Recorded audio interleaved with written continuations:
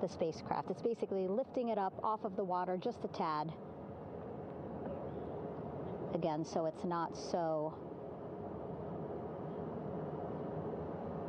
Come off me for a minute.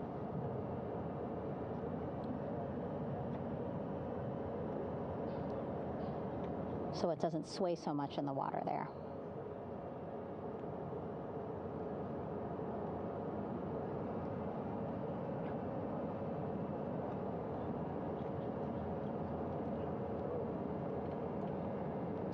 And now that front porch looks like it's nearly fully inflated as well. You can see a much larger surface area.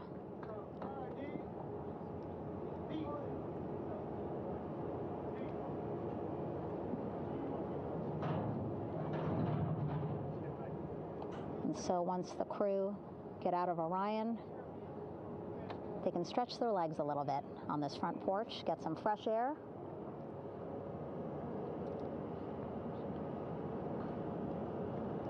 And enjoy this beautiful day here on their home planet.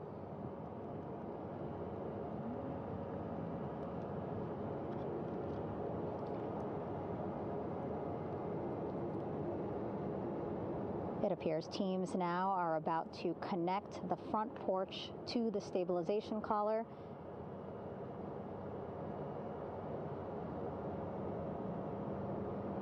And at that point, when both are secure, we should soon see astronauts come out of Orion.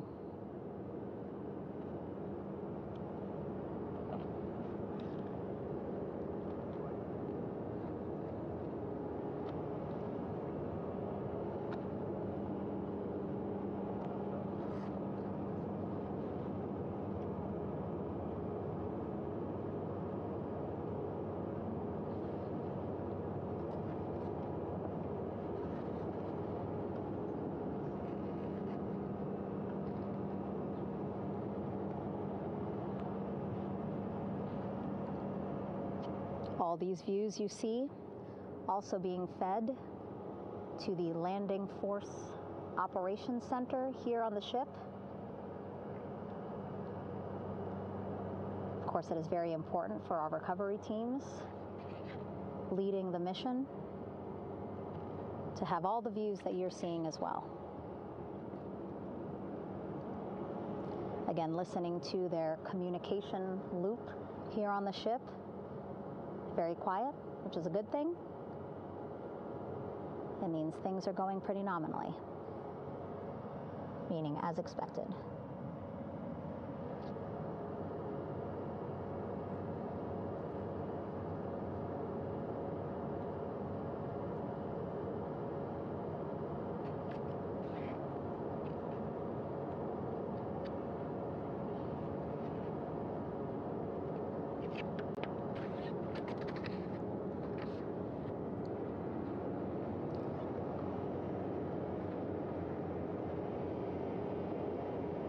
Again, all this activity happening just 3,000 yards away from the ship. So that means this will be a very quick flight back on the helicopters for the crew.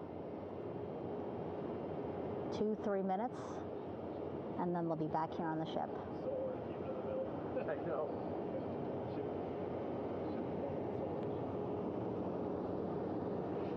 Okay, saw a thumbs up from one of the personnel on the front porch. It looks like they are now getting ready to deploy what they call the Air Rescue Vest, ARV. And so this is the harness that each crew member will get into in order to be hoisted into the helicopters. Again, those helicopters hovering just about 40 feet above the front porch when they're ready to pick up each crew member.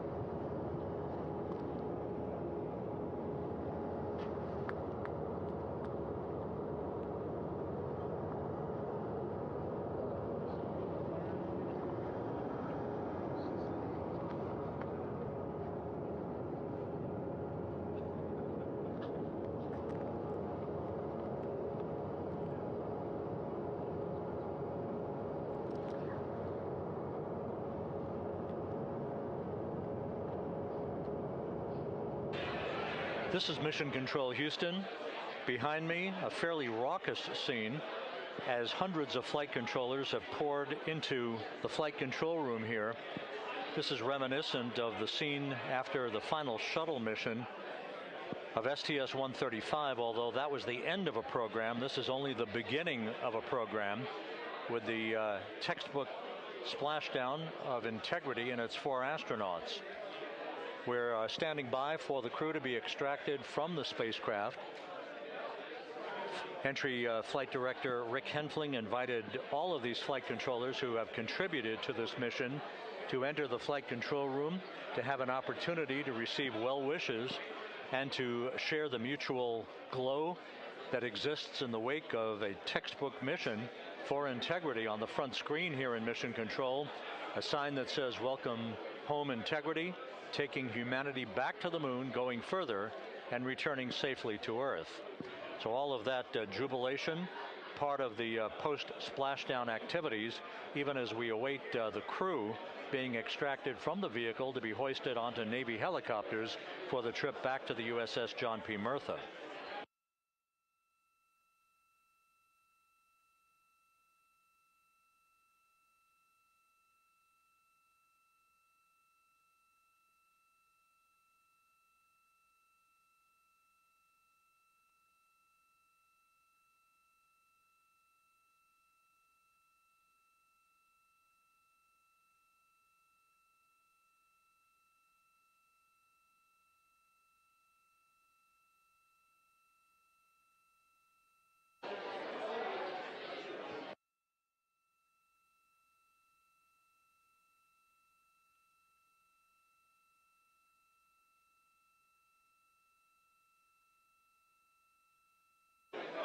Once again here in Mission Control, this view of the Artemis flight control room, known as the White Flight Control Room. This is the old shuttle flight control room, and now is the home of Artemis missions to the moon and beyond.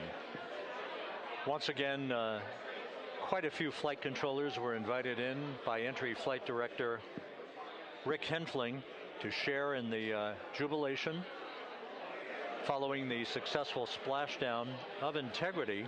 That splashdown occurring an hour and 22 minutes ago, as we stand by for the completion of the extraction of the crew, and ultimately they're hoisting onto Navy helicopters for a short flight back to the USS John P. Murtha.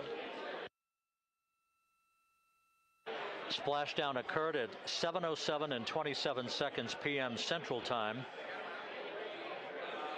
I had an opportunity to talk to the head of flight dynamics, Jeff Birch, a moment or two ago.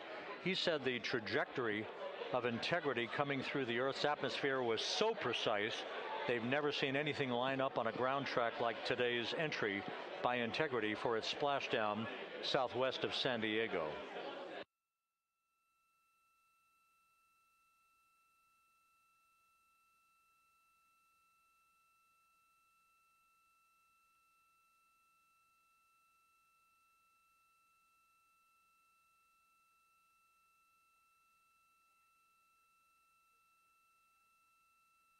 And the initial, you can hear it.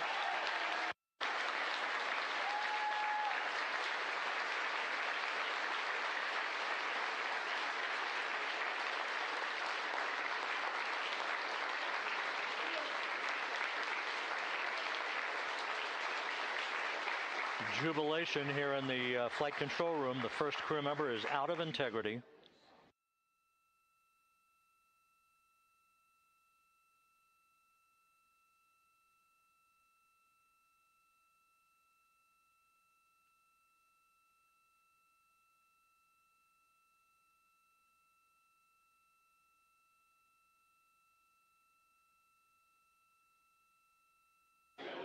We are expecting the other crew members momentarily to be extracted.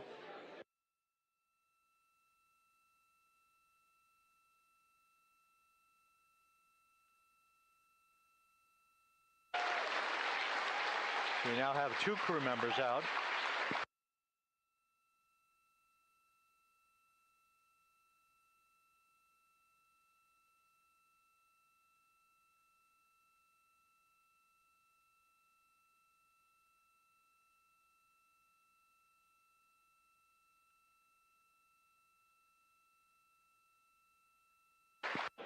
2 crew members out, 2 to go.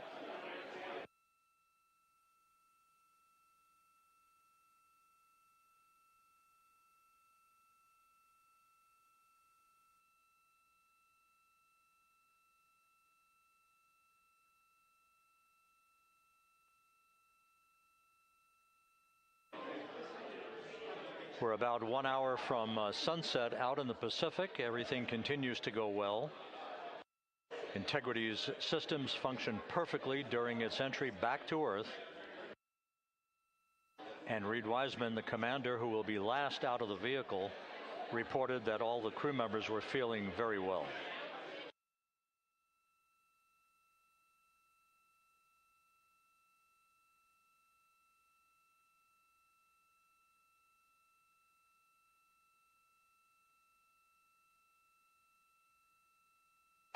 Crew member number 3 now out.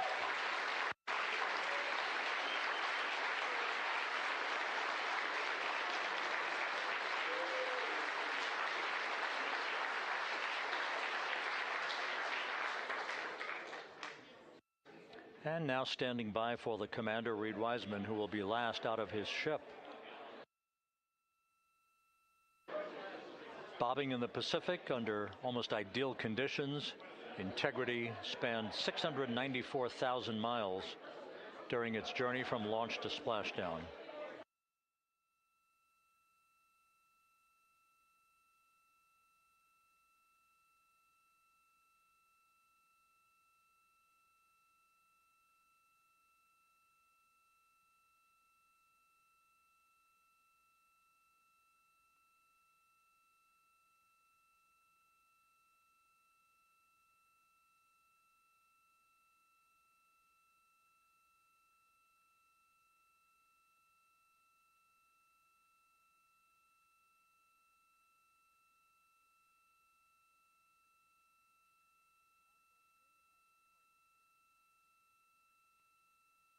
And we now have Reed Wiseman out of the vehicle, all 4 crew members now out of Integrity.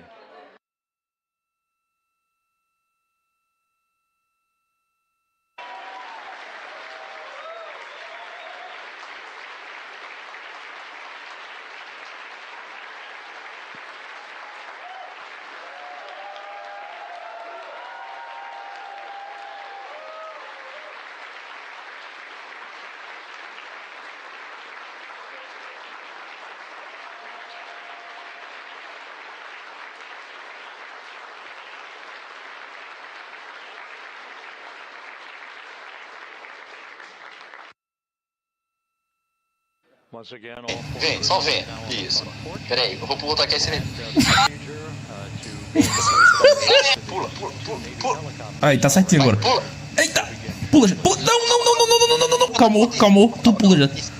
Calmou. Pula pra cá. Pula aí, vai aí. Vai lá. Isso. Isso. Isso.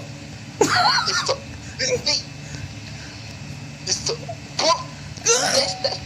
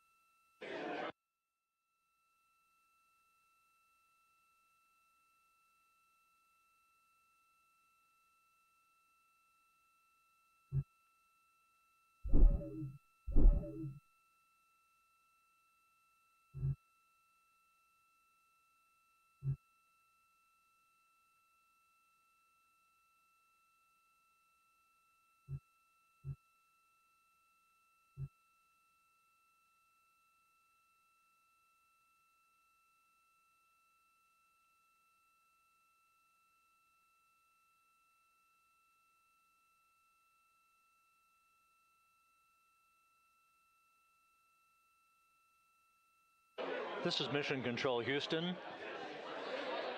The mission is over, but the melody lingers on. as jubilation continues here in the flight control room. We should be expecting NASA's Associate Administrator, Amit Kshatriya, to be joining us shortly for a short interview while the recovery operations continue out in the Pacific. So we'll stand by for that. The jubilation, and then we'll turn it back over to Megan Cruz aboard the USS John P. Murtha.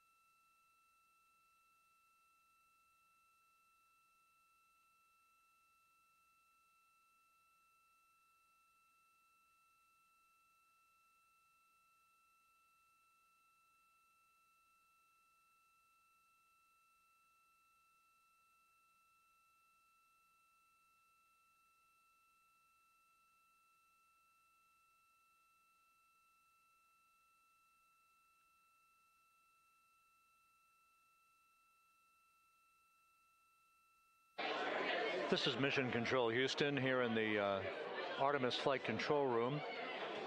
A number of flight controllers basking in the glory of the successful end of this mission that carried 4 astronauts around the moon on a lunar flyby, and the first test flight of Orion with crew members on board. Splashdown occurring an hour and 32 minutes ago after a flawless descent back into the Earth's atmosphere for the vehicle. Its 4 crew members in good shape, simply enjoying their time right now on the front porch, as it were, the inflatable raft alongside of their Integrity spacecraft. We're expecting Amit Kshatriya, the NASA Associate Administrator, to join us here momentarily for a brief interview before we turn it back over to Megan Cruz aboard the USS John P. Murtha, the recovery ship.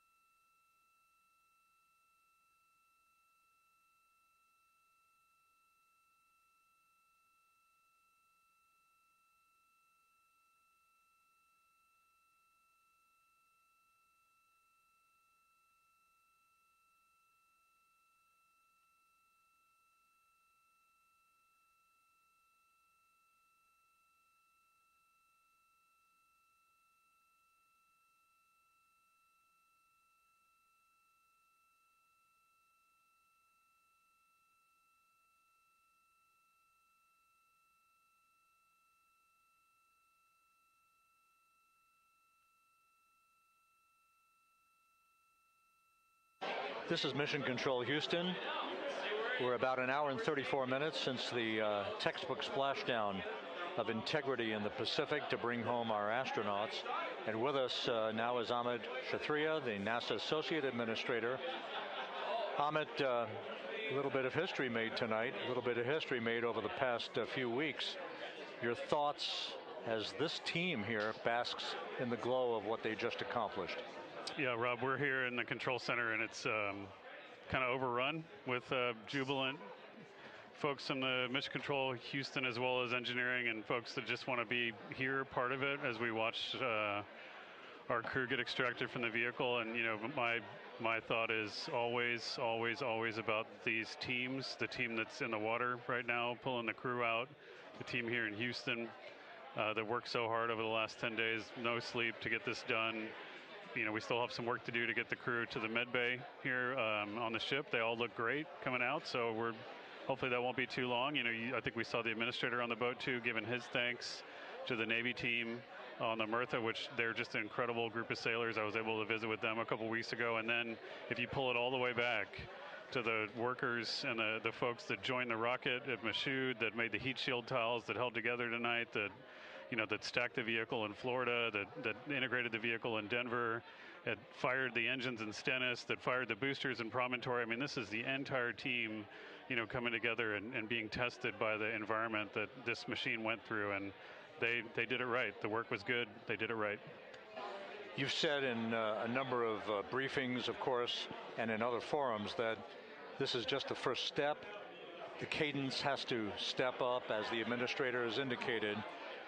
Now, it's a little early for the full report card on how integrity did, but did this mission ultimately, from your eyes view, exceed expectations?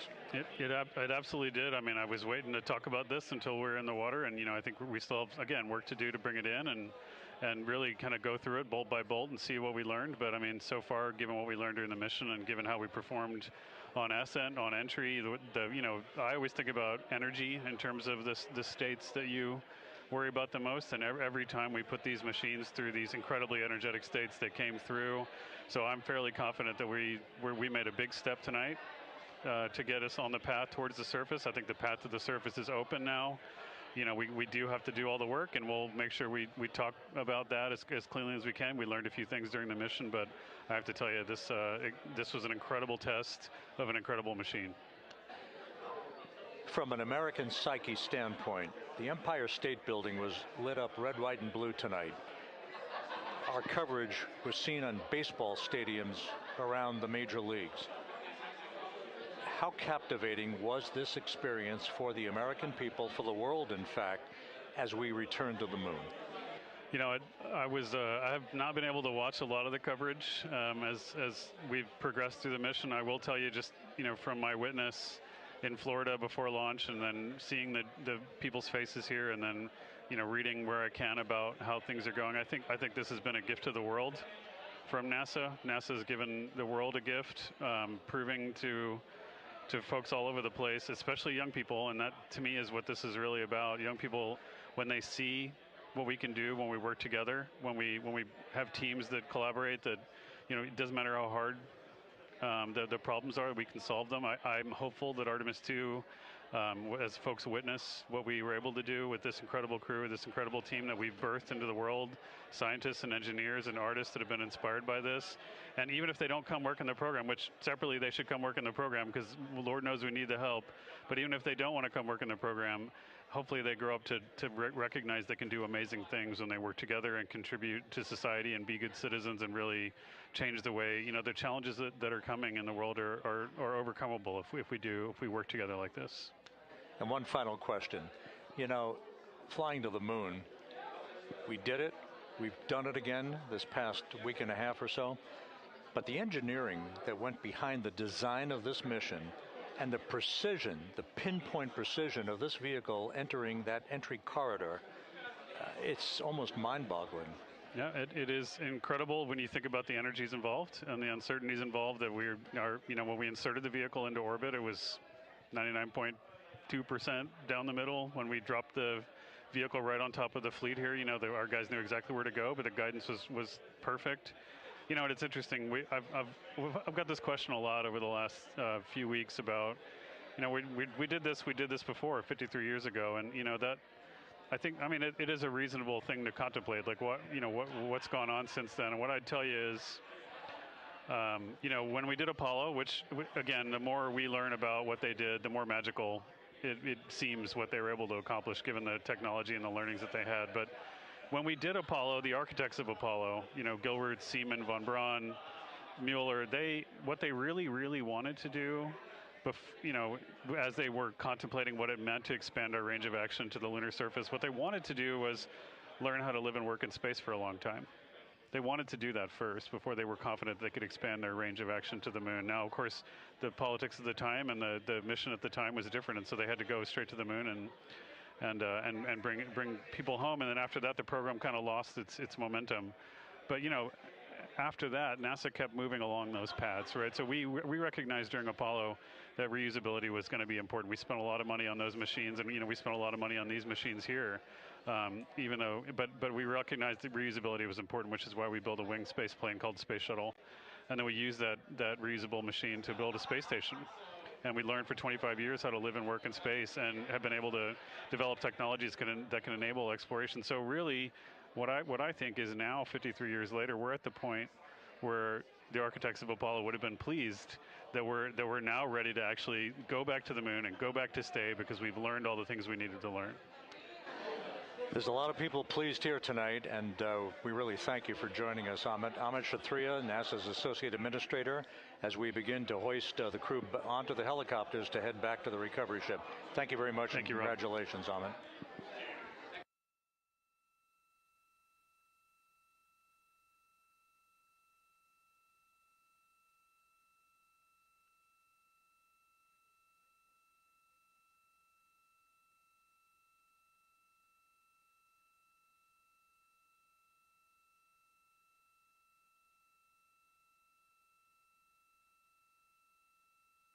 This is Mission Control Houston, with the crew members now beginning to be hoisted aboard the Navy helicopters. Let's go to Megan Cruz aboard the USS John P. Murtha, who will take it from here.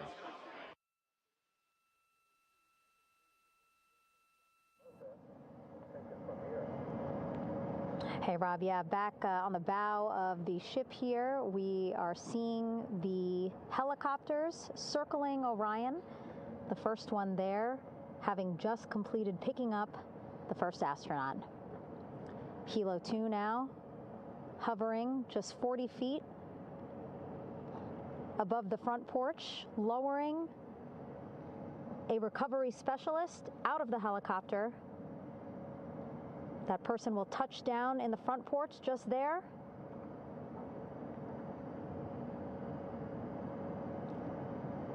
The crew members already outfitted with a harness that will allow them to quickly attach to the hoisting device.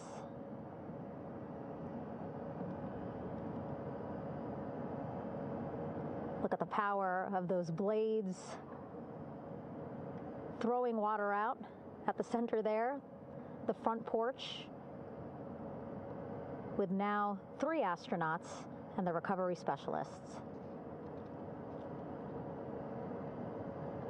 Again, crews already outfitted with a harness vest. And here we go. Second astronaut now off the front porch, getting hoisted into the second helicopter.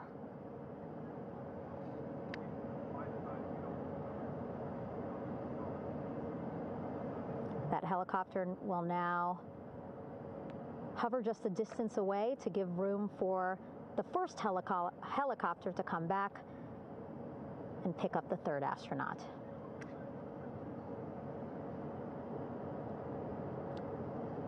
As we wait for that helicopter to come back, make its way back around, just want to mention that the President of the United States called our NASA administrator today while he was on the ship, just minutes after we interviewed him live on our coverage, and congratulated him and NASA on this history-making moment tonight. Helicopter 1 again hovering 40 feet over the front porch. We will soon see another recovery specialist getting lowered onto the front porch.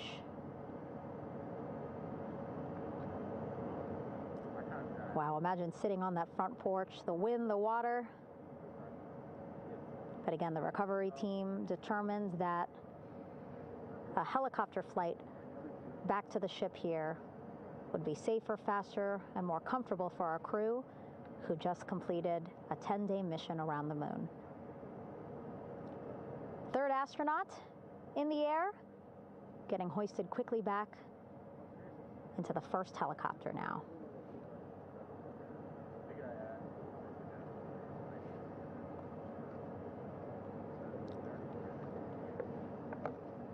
That first helicopter now on its way back to the ship here. We will soon see it land in just a few minutes. Again, all this action happening just 3,000 yards away from us, so a very quick flight back to the flight deck. And now the only person left on the front porch, Commander Reed Wiseman. That second helicopter now making its way back over to the front porch. Here it comes.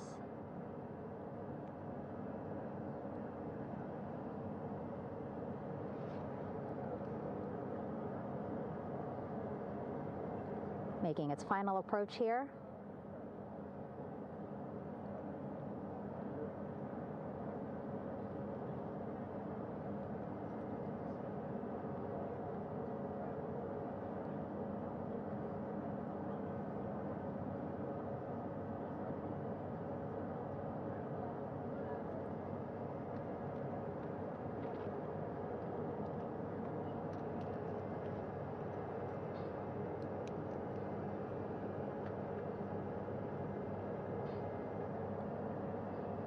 The last astronaut, Commander Reed Wiseman,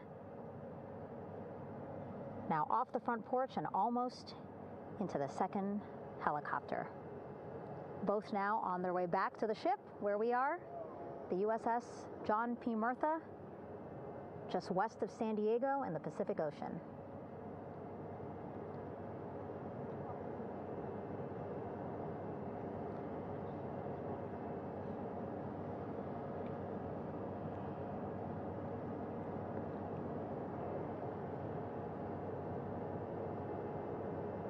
Exciting to see our 4 crew members minutes away from landing on the flight deck here on the recovery ship.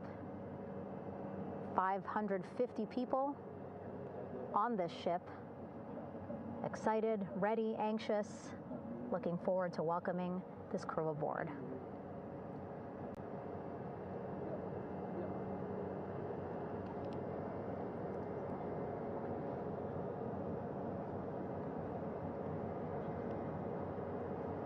Watching them now with our own eyes.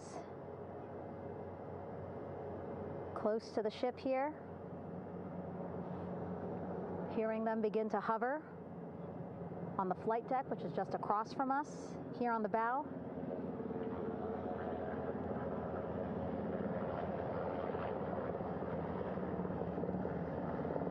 The first helicopter coming in.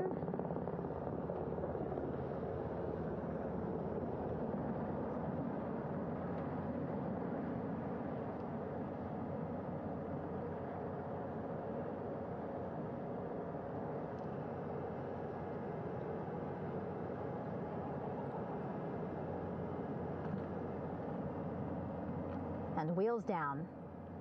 Wheels down of the first helicopter carrying 2 of our Artemis II crew. Pilot Victor Glover and mission specialist Christina Cook.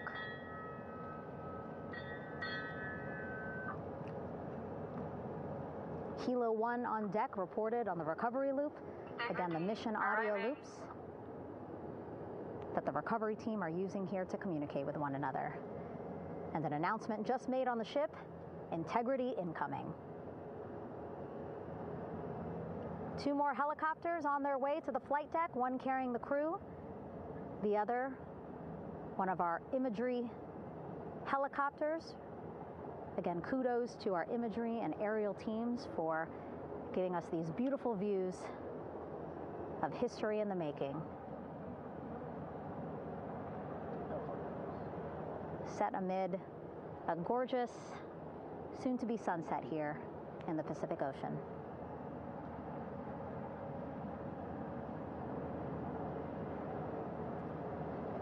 Second helicopter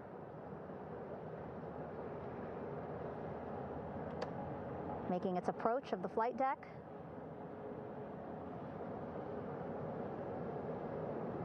Plenty of people here on the bow with their cell phones out, filming this moment.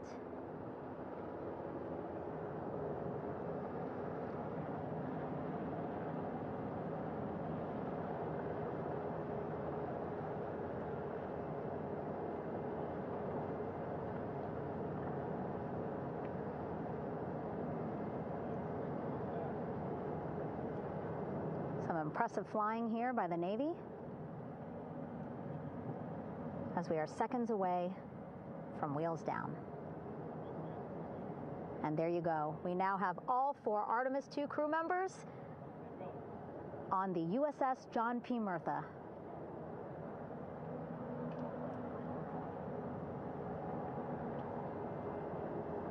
I'm sure they're happy to be out of the water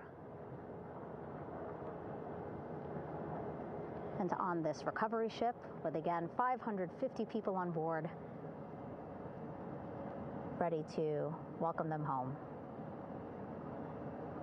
But first, as we've been saying throughout the broadcast, just making sure the crew feel good. We reported that they were feeling good when they were in Orion, but those were just initial, quick, verbal assessments of how they're feeling. Their destination tonight, the medical bay here on the ship, right after we power down the helicopters here.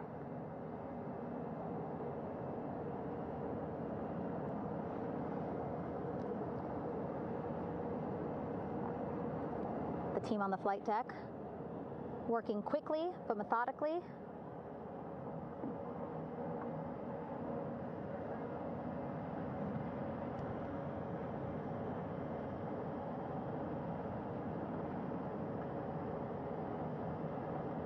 Waiting for just one more helicopter to touch down.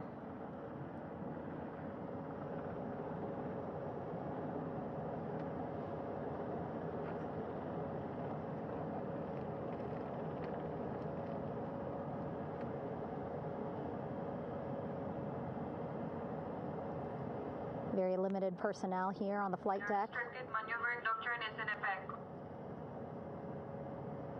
As that third helicopter touches down.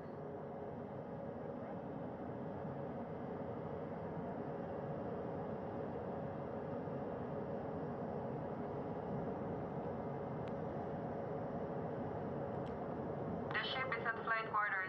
Stand clear of waiter decks, aft of frame 095, where no cover stop sign, thrown articles over the side, hold all trash and garbage on station. Flight quarters. While just a few folks on the flight deck itself, there are plenty more on some upper decks. I see in some of our views wing walls, vehicle storage area, and a flight very deck packed conduct crowd visual overhead. operations. Announcements being made over the ship's loudspeaker system, reminding folks to stay clear of operational areas like the flight deck, so that teams can work quickly to get the crew off of the helicopters and into the medical bay.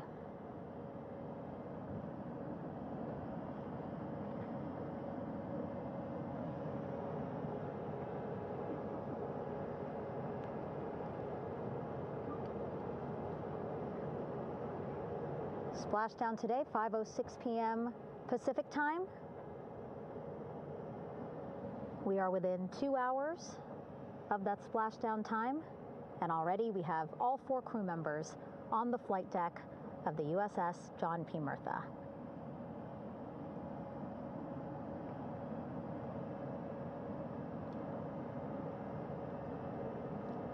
Again, crew waiting before getting out for the helicopters to completely shut down.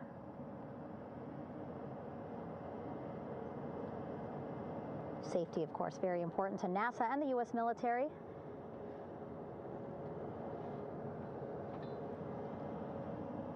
So we'll wait just a couple of minutes here before we start seeing crew members walk off the helicopters one by one.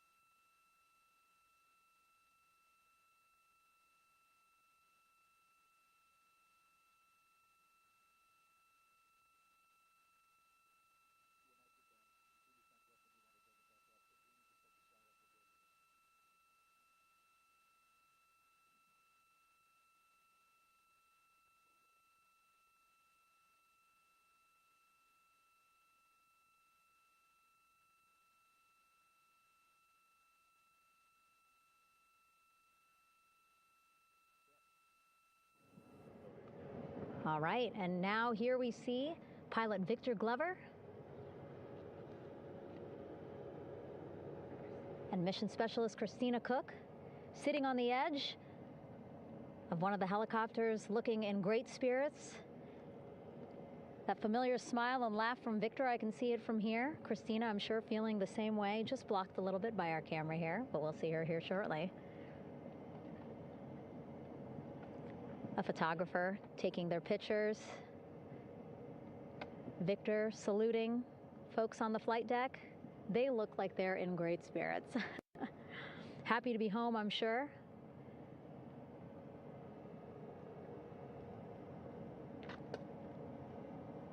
If you're sitting at home, I hope you too are wondering, what would you want to ask them if you got a chance to talk to them? Because that is what I'm thinking about. Getting the opportunity to talk to or ask questions of these 4 astronauts who just made history as the first crew to return to the moon since 1972.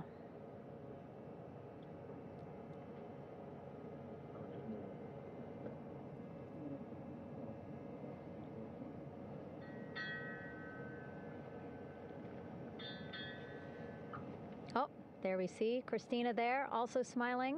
Finally peering out, waving at the cameras. Hello to you too, Christina, yes. Welcome back. Welcome, welcome home. A loudspeaker announcement on the ship saying, "Welcome home, integrity."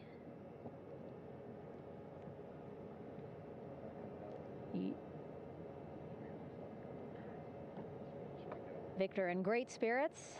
I can't see who he's talking to, but I kind of think that he might be talking to his other 2 crew members. Shouting from across the flight deck, congratulations to one another.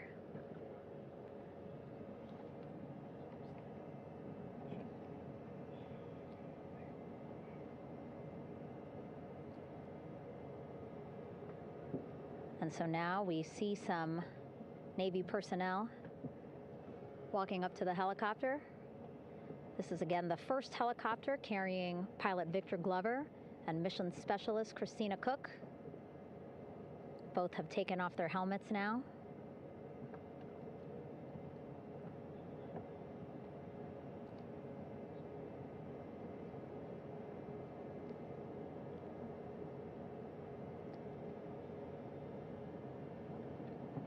Some pictures, video, to catalog this historic moment.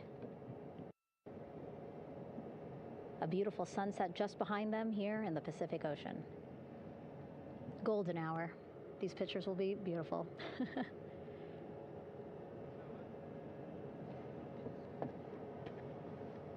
Now we see NASA Administrator Jared Isaacman, he is on the flight deck, as well as Flight Surgeon Rick Schuring walking over to Victor and Christina first. We saw the administrator walk over to the other helicopter, which is carrying Commander Reed Weissman and Mission Specialist Jeremy Hansen. We heard from Rick earlier in the broadcast. Again, he said he's going to be out there on the flight deck to do another initial assessment of the crew, ask them how they're feeling, anything bothering them. But again, from what I'm seeing, they look like they're in great spirits and feeling pretty good for folks who just traveled 695,000 miles from Florida to the moon and now here to the Pacific Ocean.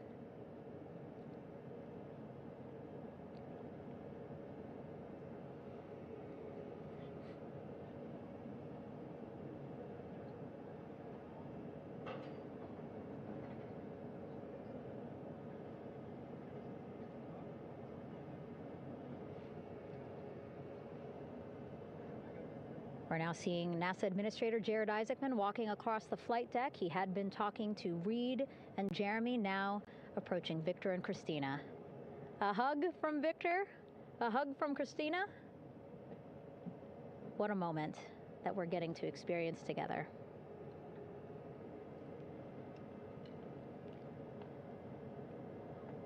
I'm sure congratulatory words. You know, we got to speak to the administrator live on this broadcast as well, and he said the kid in him right now, giddy, absolutely giddy at what we were able to accomplish today.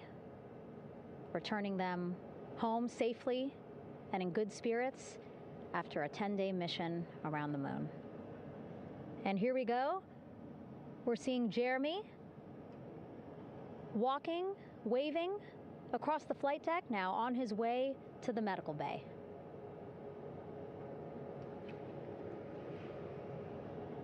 It's a short walk, less than a minute. Again, that's why the recovery team decided to use helicopters to get them on the flight deck for that short walk to medical bay. And now on the flight deck, we see the chief of the astronaut office, Scott Tingle. Rick Schuring switching places. He's going over to the other helicopter. Big hugs from Victor, Christina to Scott. Again, a gorgeous sunset setting the stage for this recovery tonight.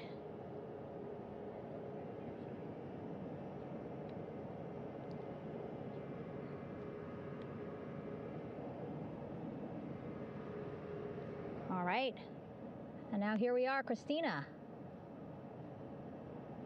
making her way, looking thankful, grateful, happy to be home.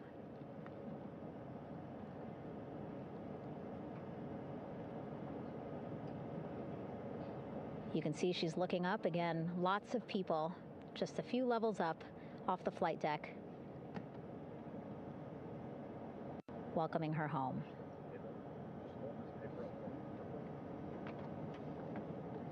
Scott holding the door like a gentleman, but back on his way to the other crew still on the flight deck.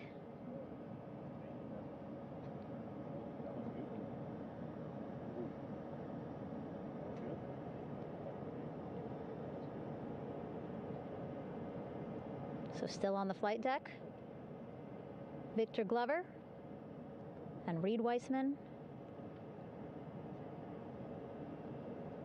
It looks like Victor will be the next one headed to medical bay. More hugs, more hugs. He's a hugger.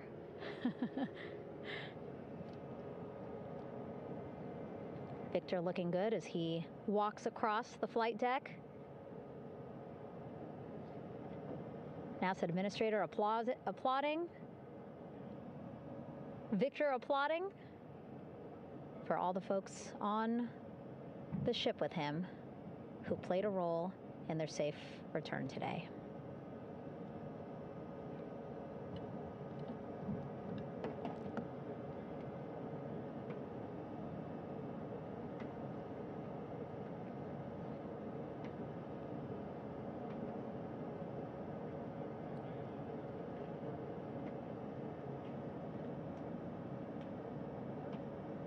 finally, just one Artemis 2 crew member left on the flight deck, Commander Reed Weissman.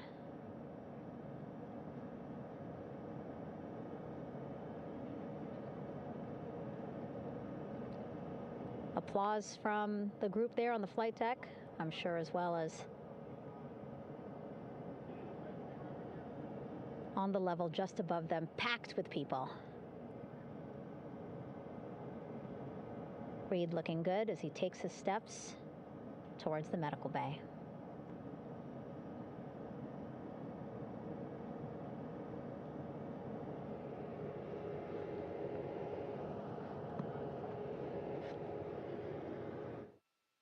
See our 4 Artemis 2 crew members back on the ship.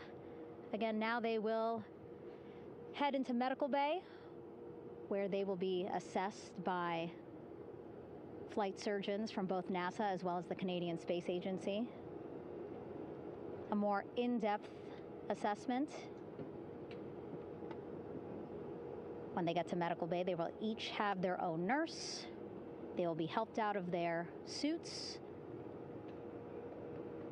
And then again, we'll check to see that they're feeling good. Make sure it's not just adrenaline, but that they are feeling good from their long journey back from the moon. Beautiful shot of that sunset, illuminating our flight deck.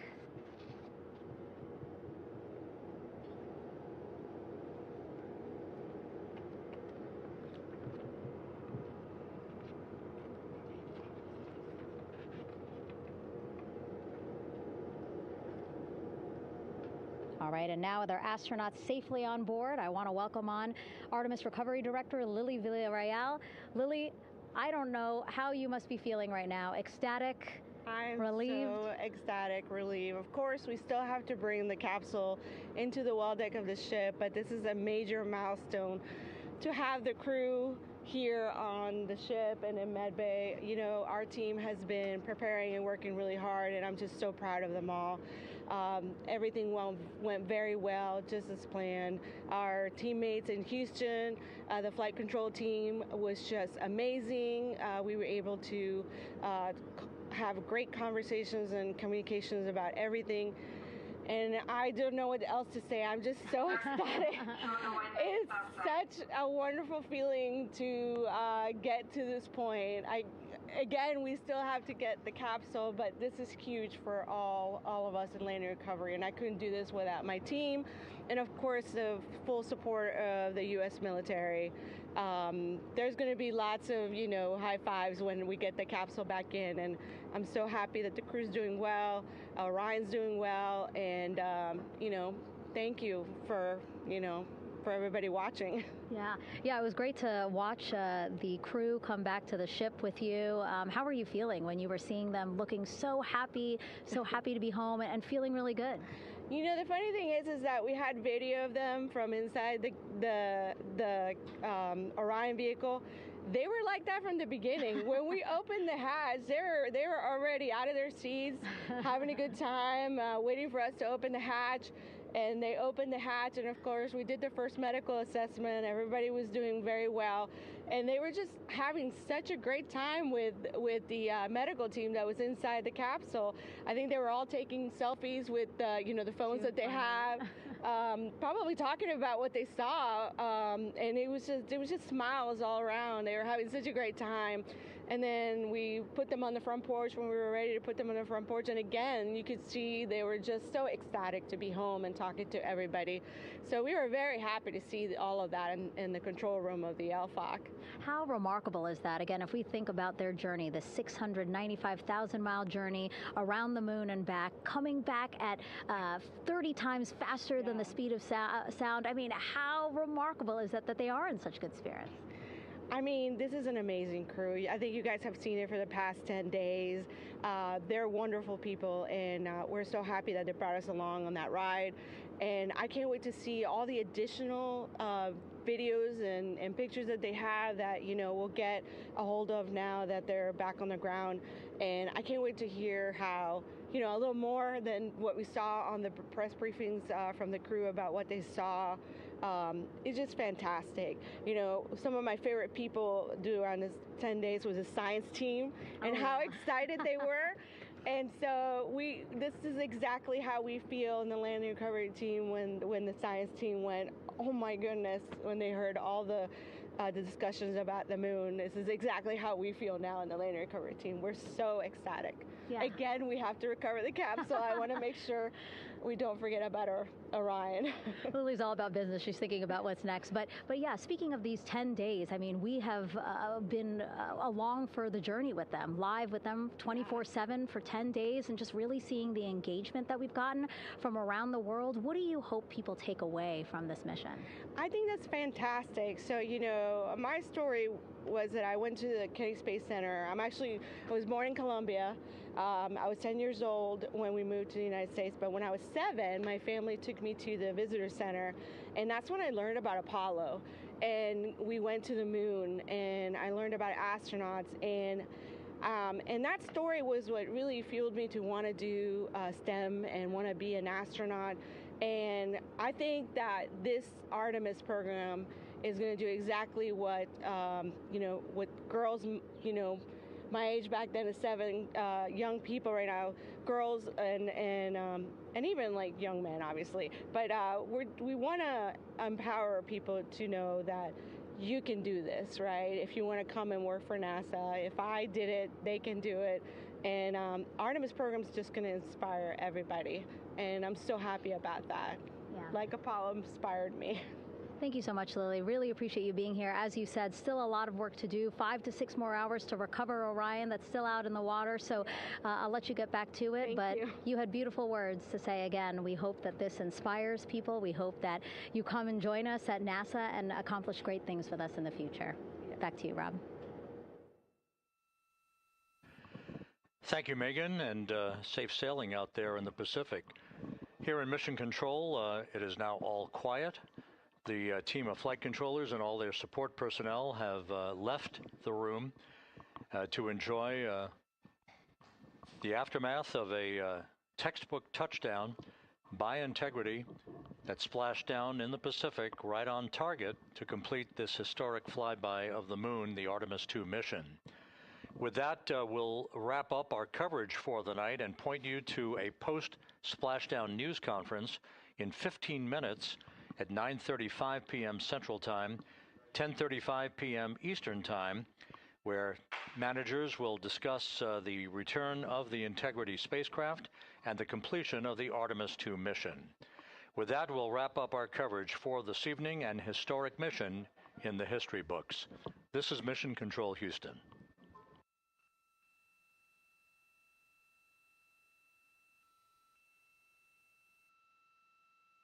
Main chute deploy. And we have 3 good main chutes. Houston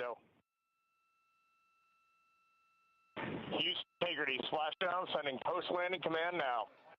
Splashdown confirmed. Copy splashdown, waiting on VLDR. Splashdown confirmed at 7:07 p.m. Central Time, 5:07 p.m. Pacific Time.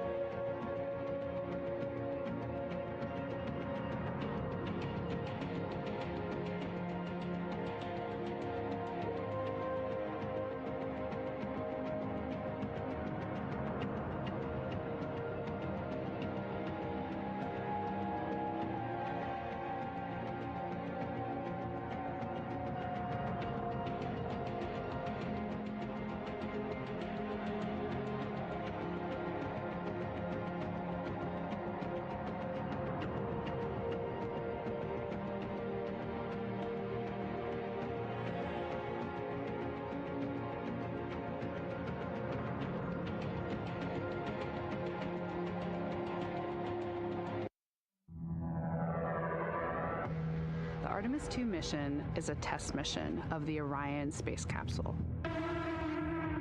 Artemis 2 will be the first time we put humans on this rocket. We're going back to the moon because it's the next step in our journey to Mars. We were always going to the moon. Pushing ourselves to explore is just core to who we are. That's a part of being a human. And liftoff. We shall return. Continuing to test out every bit of Orion. Coming back to Earth, 7 miles a second. When humanity sets big goals, we can bring together genius from around the world. You have the best people on planet Earth putting this vehicle together.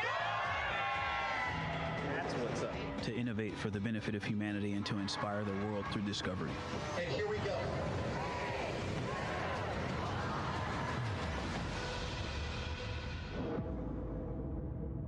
Direction.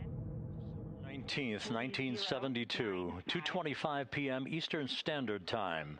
The Command Module America splashes down in the Pacific with Gene Cernan, Ron Evans, and Jack Schmidt aboard as the Apollo 17 mission came to an end, along with humanity's first series of expeditions to the moon. Today at this hour, you are looking live at our planet from the Integrity spacecraft, heading for a splashdown in the Pacific off the coast of San Diego just 1 hour and 35 minutes from now. And good day from the Artemis Flight Control Room here at the Johnson Space Center in Houston, where the entry flight control team is on duty at this hour, led by Flight Director Rick Henfling, joined on console with the voice you'll hear talking to the crew throughout the course of the day. That is Jackie Mahaffey, second from your left. Everything has gone extremely well as we are closing in on the return of Artemis's astronauts from their flight around the moon and historic lunar flyby that will culminate with that splashdown in the Pacific off the coast of San Diego just 1 hour and 35 minutes from now. And with that, it's a good entry pad, and we can continue in the procedure. Integrity. You're looking at a live view inside Integrity. Reed Wiseman on the left doing a fist bump with pilot Victor Glover on the right, and down in the middeck area just below their feet, suited up in their launch and entry suits, are mission specialists Christina Cook and Jeremy Hansen of the Canadian Space Agency. A number of milestones yet to unfold before splashdown just over an hour and a half from now. Earlier today, the crew woke up at about 10:35 a.m. Central Time. They completed the final major maneuver of the flight, that being the return trajectory correction 3 burn. It was an 8-second burn that fine-tuned its trajectory to enter a corridor over the Pacific Ocean a short time from now. That will be the point of entry interface where the crew will reach the first traces of Earth's atmosphere at an altitude of 400,000 feet. The crew moved into its entry checklist just after 4 p.m. Central Time, suited up in those launch and entry suits, conducted leak checks, and now are in the final stages of their entry checklist. Instruction 115 of entry checklist. SM separation ATP is go. Houston copies.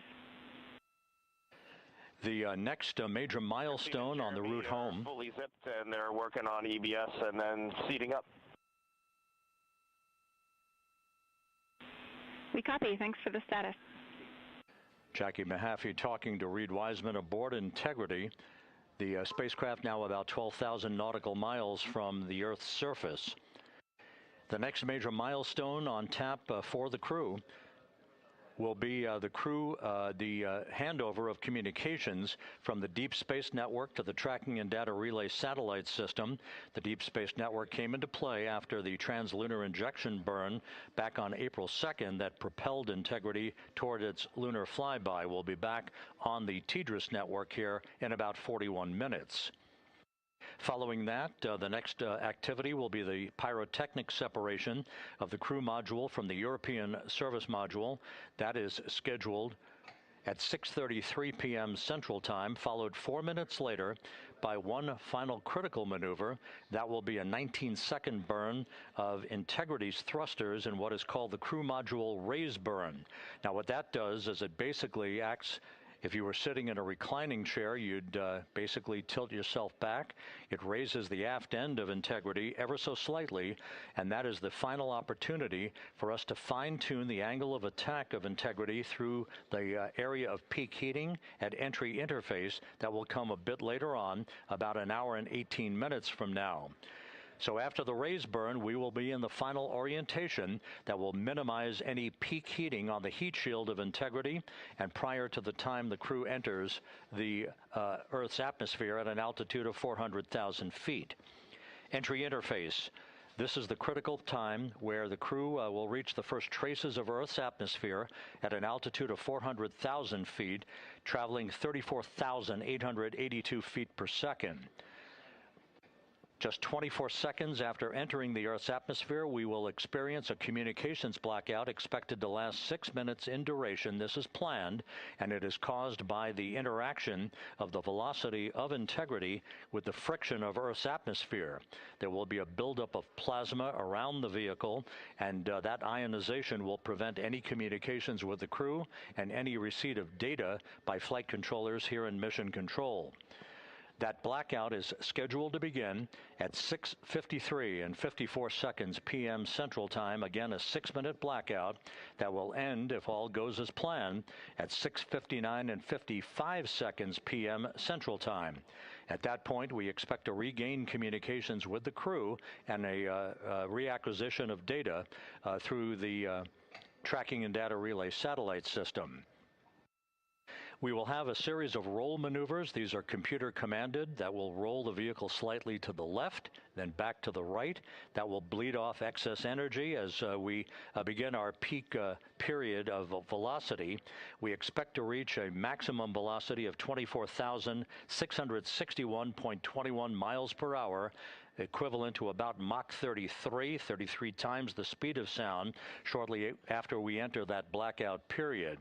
Once we exit the blackout period, of course, we're in the denser regions of the Earth's atmosphere, and then we get set up for the parachute deployment sequence.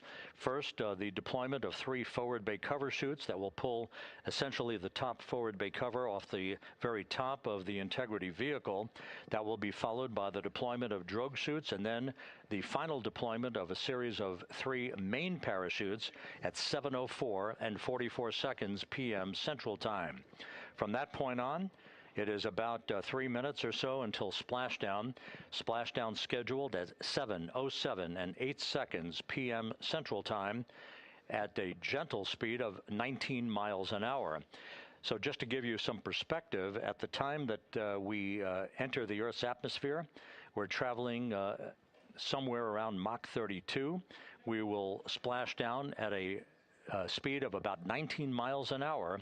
The G-forces that will build on the crew members inside Integrity will build to about 3.9 Gs. That is what is expected and what they have trained for and what the spacecraft is designed to support.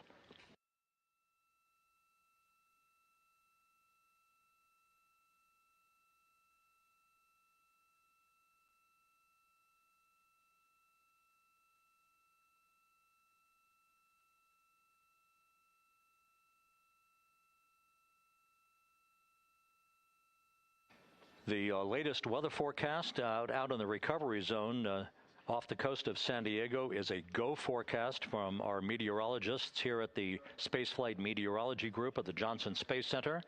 And standing by on the deck of the USS John Murtha is my colleague from the Kennedy Space Center, Megan Cruz. Megan?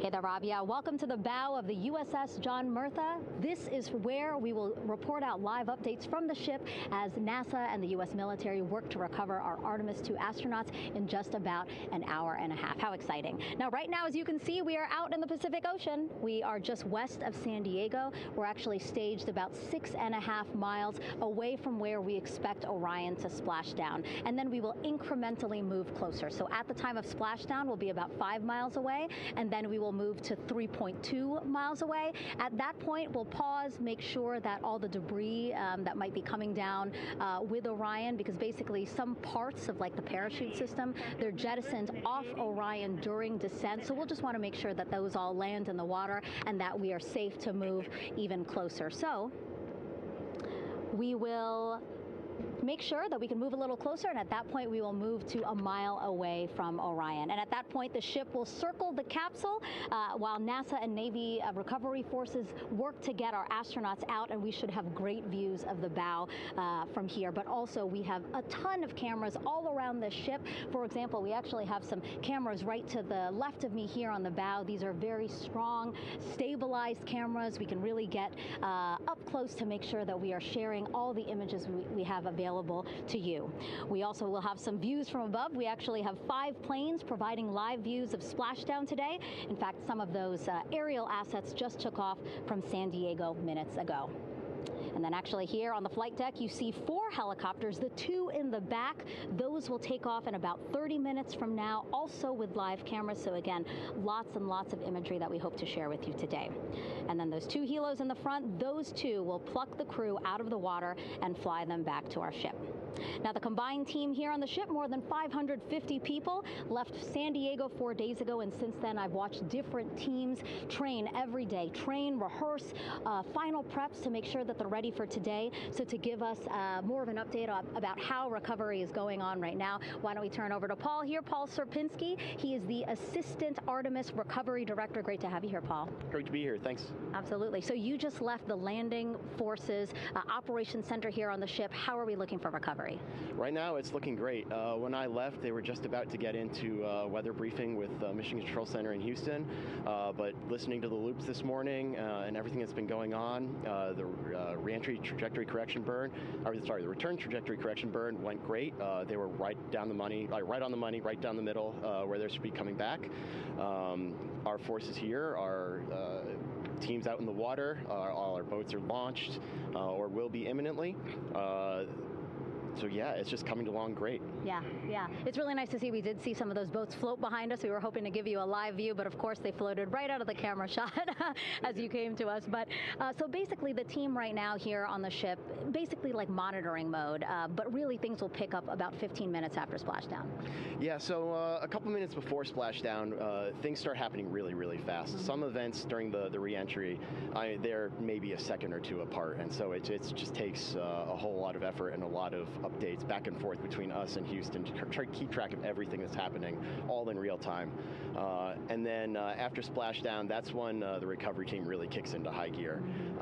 We have our boat teams, our boat crews going out, our divers doing hazardous assessments as they get progressively closer to the capsule, making sure it's safe for all of our people to go in, and it's also safe for the astronauts to come out, because really at the end of the day, that's what we're here for, is we're to make sure that the astronauts get home safe after their tremendous journey to the moon and back.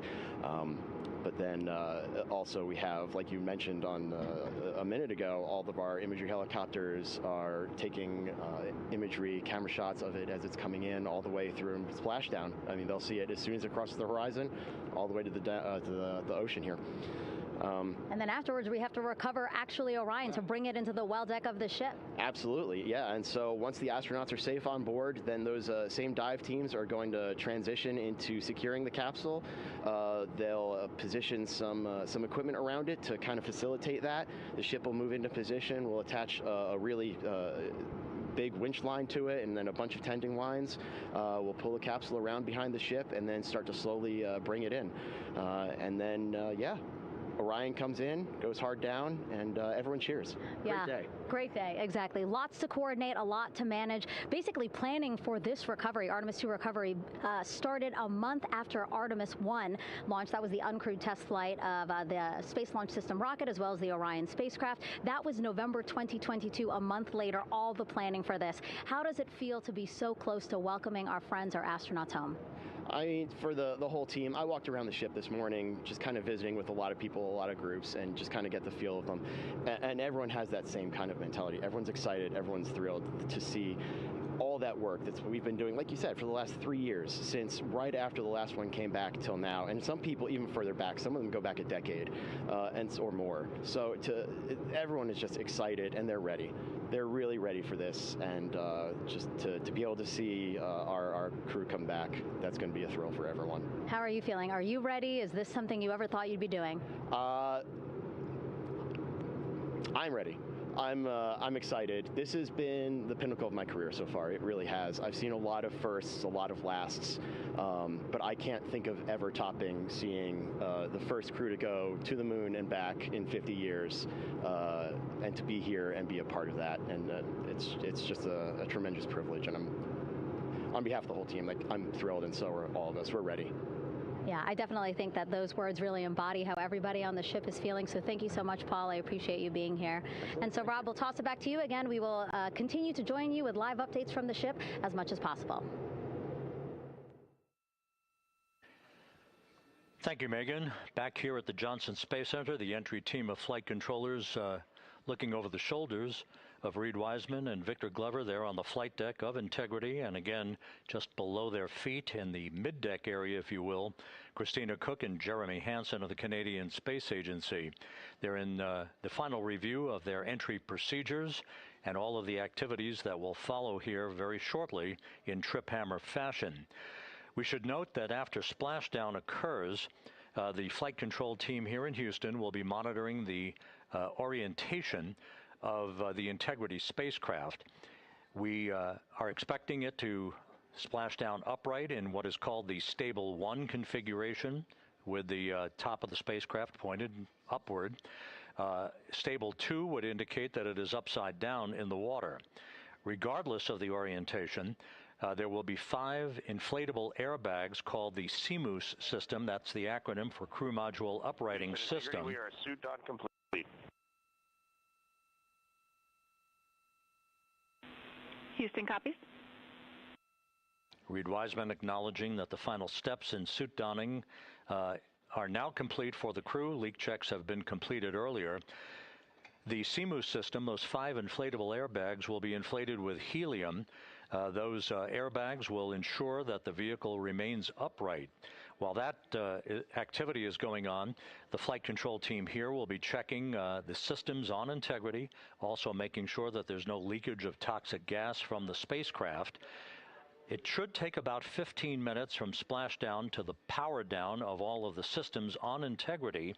And at that point, assuming everything is in a nominal fashion, then the green light will be given for the Navy recovery teams to begin to make their way closer to Integrity to begin the erection of a large inflatable life raft called a front porch that will be buttressed up alongside the hatchway to the spacecraft.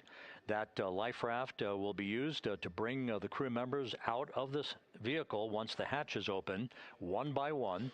They'll get their land legs back after 9 days of weightlessness before they're put in harnesses to be hoisted one by one in sequential fashion, in an alternating fashion, to the 2 hovering Navy helicopters overhead. Houston Integrity for status. Go ahead. Seats 3 and 4 are connecting umbilicals. We're going to be stepping into leak check soon. 1 and 2 will be seated. 3 and 4 will be free float, and we'll configure EPROC accordingly. Houston, copies all. Reed Wiseman talking about the current procedures with the suiting of the crew members and subsequent leak checks, a final leak check for all 4 crew members. Everything is actually running a few minutes ahead of schedule. So once the life raft is inflated next to the Integrity spacecraft and the recovery teams have arrived alongside of the vehicle, the hatch will be open and the crew members will be brought outside into that front porch, as it is called, one by one. They then will be hoisted into the hovering helos overhead And those helos then will turn around once the 4 crew members are on board, 2 for each helicopter, and will head back to the ship. That should be about a 10 to 15-minute transit. Once the helicopters land on the deck of the USS John Murtha, the crew members will be exiting those helicopters and brought into medical bay on the deck on the ship itself for comprehensive medical exams. They will spend a period of time yet to be determined on board the USS John Murtha before they are flown by helicopter to the shore in San Diego, to the San Diego Naval Air Station, and ultimately will board a NASA jet for the flight back to the Johnson Space Center here in Houston. Just to recap some of the key times that are coming up, we are expecting the separation of the crew module from the service module just 43 minutes from now. That is expected to occur at 6:33 p.m. Central Time, 7:33 p.m. Eastern Time. That will be followed just 4 minutes later by the crew module raise burn, the use of Integrity's thrusters one final time in a 19-second burn to slightly tilt the vehicle up into the correct orientation or angle of attack to ensure that it enters the Earth's atmosphere at the right angle, if you will. That will help deflect the buildup of heat against Integrity's heat shield. This was a deliberate move, a change in the procedures from the Artemis 1 mission that resulted in unexpected char loss on the Avcoat heat shield that had not been intended based on the entry trajectory for the Artemis 1 mission. What we're doing is we deliberately changed the trajectory of the entry from a skip entry that was about a 3,000-mile transit across the Pacific Ocean. We are expecting now from entry interface to the point of splashdown to have a range of just 1,701 nautical miles, and that in of itself will reduce the exposure time of heating on the heat shield of the spacecraft. Once the raise burn is complete, then the stage is set for entry interface at 6:53 and 31 seconds p.m. Central Time. That means that Integrity will be entering the Earth's atmosphere at an altitude of 400,000 feet, traveling at about 34,882 feet per second, heading for its splashdown site off the coast of San Diego, as you just heard from Megan Cruz on the deck of the USS John Murtha. Splashdown once again under those 3 main parachutes is expected at 7:07 and 8 seconds p.m. Central Time, 5:07 p.m. Pacific Time, 2.5 hours before sunset. The actual total distance traveled for Integrity from launch to splashdown is estimated at 694,481 statute miles. Now that includes the first high elliptical Earth orbit following launch that enabled Integrity to move to 43,000 miles above the Earth at its apogee, and enabling a 24-hour period of systems checkouts before the flight control team here and the mission management team gave approval for Integrity to conduct its translunar injection that propelled it on its way to the moon and its historic lunar flyby. So the total distance we expect this vehicle to have traveled at splashdown, 694,481 statute miles.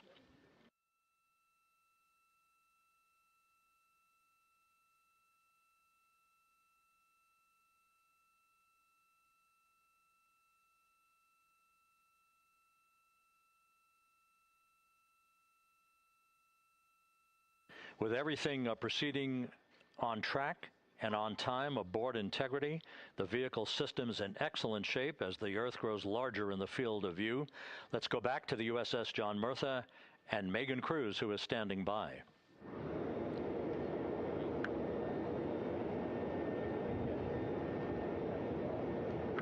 Hey, yeah, Rob, welcome back. Again, we are out in the Pacific Ocean, staged just about 6.5 miles from where we expect Orion to splash down now in just over an hour. How exciting, and the weather awesome conditions here. I know you see some wind blowing around my hair, but really nothing to speak of when it comes to having to recover our astronauts, as well as no waves here, really. So yeah, we're expecting a really great day. Also, hopefully, some really great views. You can see behind me that some of the clouds are starting to break up, so that's really exciting. And now, of course, this ship has a lot of people ready and excited to welcome our crew back home, including Dr. Rick Schuring here. He is a NASA flight surgeon. Great to have you here, Rick. You too, Megan. It is a blessing to be out here this day with our teams. We've trained 3 years for this nonstop with the U.S. Navy and along with EGS, and we've so looked forward to this day. And you know, just by God's grace, everything's parting, the skies and everything. The crew's doing great. Looking forward to coming back, and our teams are ready. So this is one of those days you've dreamt about, and now it's finally here, and we're ready, and just thankful to be a part of it. Yeah, and you play a really integral role. When was the last time you spoke to the crew, and how are they feeling in this last hour before splashdown? Sure. Yeah, so the crew woke up, when they splashed down, they were woken up about 8.5 hours ago. Me and my fellow crew surgeons, Doctors Chris Haas and Rafi Kumjian from the Canadian Space Agency, spoke with them about 6.5 hours ago, just to double check on how they were doing, if there's any medical issues, you know, how they slept, and then kind of go over their landing day protocol for their medications, for what we call a fluid load, to try to replace some of the fluid and electrolytes that they've lost with just a normal space adaptation. Once they got to space, they kind of have to replace some of that fluid to help them with the whole landing kind of readaptation to 1G, which they haven't done for the last 10 days. And then just kind of let them know how things are going to play out, you know, out with the open water teams all the way until we finally get to the med deck. So they were very pumped up, very hurried though. They had a lot of cabin configuration, a lot of things to get ready. So they're excited, but also very focused on the job that they had to do. So like again, we've trained a long time for this, and we're ready. And you said some medications. I mean, those are kind of just to mitigate the effects of, obviously, their more than 695,000 mile journey back to Earth. It's just like anti-nausea medication, right? Yeah, exactly, Megan. The you know, astronauts are very healthy, fortunately, and even when they come back in reentry, you know, the human system is very kind of dynamic. It has to readapt very quickly, and one of the most common responses they get is just some stomach awareness, to some nausea, even to some vomiting. And you know, with our crews that land out in Karagana, the Soyuz crews or our SpaceX crews, you know, they all kind of experience the same thing. This will be the first time we're landing in water since December 1972, and I worked with all the Apollo astronauts years ago, and they all told me that, you know, landing in the water, especially in the Pacific, can be very provocative. So we take steps to give them medicines to really mitigate some of that nausea, vomiting, help them feel a little bit better, and also sometimes just use a little anti-inflammatory medicine just to help with coming back to 1 Earth, or 1G. The effects of microgravity, especially as you age and you have a little arthritis, you feel great in microgravity, and everyone kind of curses coming back to the ground like, oh dang, 1G, but so that helps a little bit. But for the most part, the main thing is just replacing that fluid and then trying to help them with that transition back to 1G, and then we're ready to go. Yeah, and their health is assessed almost immediately after they splash down. Yeah, so we have Dr. Jesse Wang, and we have our independent duty corpsmen, who are the Navy version of paramedics, extremely highly trained, highly experienced Navy medics and divers, who will go out there, open the capsule about 25-28 minutes after splashdown, and do the first initial assessment. So Jesse and his team will go out there and look at each crew, kind of do their assessments, get vital signs, report back to Drs. Haas and Kumji and I back in the med bay, let them know how they're doing, and then you know, if they've got the normal kind of space adaptation kind of things, we expect that they're good to go on that. If anything, you know, didn't go the way we want, they're all prepared for that as well. And Jesse and his team, I mean, you know, this is their full-time job, taking care of, you know, sailors and folks who might be injured. We don't expect any injuries, but coming back, you know, going 25,000 miles an hour down to, you know, 20, you know, miles an hour is still a dynamic process. I've heard it described as, you know, kind of like a car crash. And then the crew will be ready to go, and Jesse and his team will make that transition to get them out to the front porch. do assessments on them again, call it to our med bay, and then once we have that and they're all good to go and the crew's feeling okay, we'll hoist them up in the helos. It's about a 3-minute flight back to the flight deck, and that's where me and the astronaut chief, Scott Tingle, will actually meet them.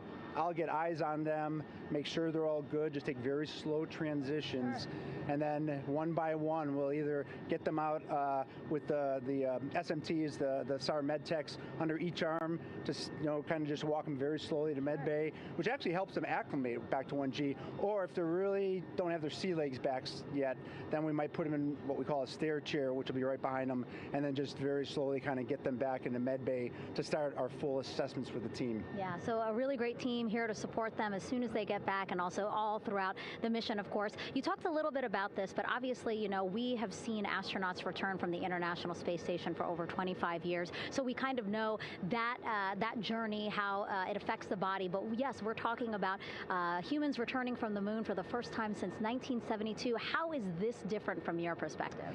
So it's different in one very significant respect. On Apollo, for exercise, they had something called the Apollo Exergenia, which was basically just a little canister with some ropes, and they would have some resistance and kind of do that. And the Apollo astronauts really liked that. They liked the ability to exercise, because you decondition from a musculoskeletal standpoint, you lose your strength and your stamina very quickly. We had something called the Orion flywheel, which was able to impart much greater loads in terms of resistance, so they're able to do squats, deadlifts, different things, not dissimilar to what the ISS astronauts do, but with a lot less room to do it. Mm-hmm. And they also did rowing activities for cardiovascular health, and the crews loved it. But for the lunar crews, the future lunar crews, maintaining that physical conditioning, which our astronaut strength conditioning rehabilitation specialists, affectionately known as the ACERs, back in Houston, really work hard to get them in the best shape they're going to, have to be in to get to the moon. That device hopefully will maintain that. And Apollo only had about a 4.3-day journey to the moon. Our astronauts are going to have about a 10 to 14-day journey. Right. So maintaining that physical fitness, that strength and stamina is going to be crucial for the success of being able to do those very physically demanding lunar EVAs. Right. So we're very excited about what the astronauts have said about the device and what they have to say about the role exercise plays, going to the moon. And also the mental benefit. Sure. They just really like sweating, breaking the sweat, and actually just feeling like they're just getting a workout. Right. Thank you so much, Rick. I really appreciate it. I know they're going to be in good hands, so we'll let you get back to it. Thank you so much. Megan, thanks for the time. Back to you, Rob. Okay, Megan, back here in Mission Control in Houston. Everything is moving along in order. This view of Reed Wiseman on the left, Victor Glover on the right. We have good suit leak checks. Everything aboard integrity is in excellent shape. The vehicle, with the Earth growing larger and larger in the field of view, we're now just about 8,200 nautical miles away from Earth and closing in for a splashdown just 1 hour and 5 minutes from now.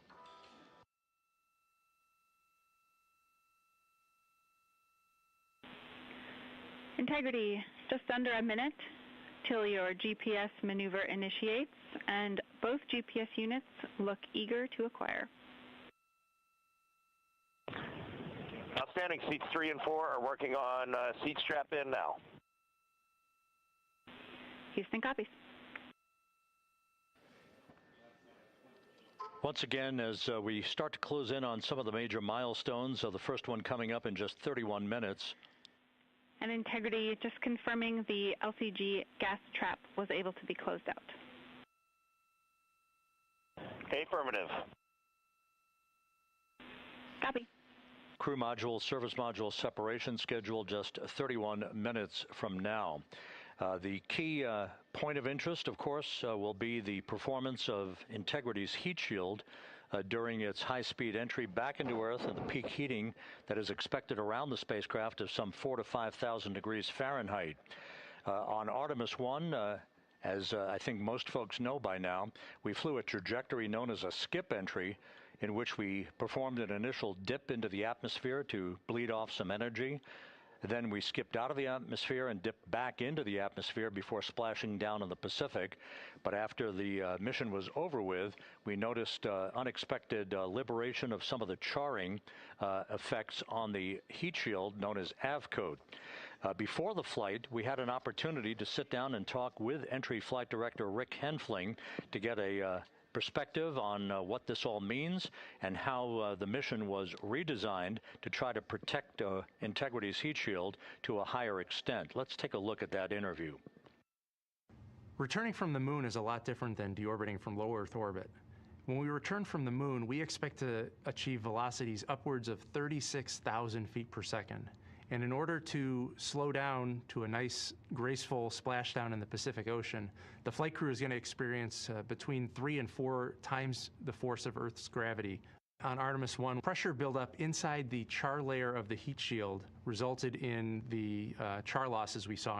NASA established a Tiger team whose job was to investigate the cause of the problem and then make recommendations on how to fly the Artemis 2 mission safely and successfully. And so for Artemis 2, we are going to fly a profile that ensures the spacecraft will not see that same type of pressure profile. And so the char losses seen on Artemis 2 will not be like the ones that we saw on Artemis 1. Rick Henfling indicated that the orientation of the spacecraft and the shortening of the distance of transit to the splashdown zone from the point of entry interface when we reach the top of the Earth's atmosphere, which will be coming up at 6:53 and 30 seconds p.m. Central Time, should do the trick in minimizing the deleterious forces against that heat shield that were noticed on the Artemis 1 mission. We think we see a beautiful sunrise over the west coast of Australia.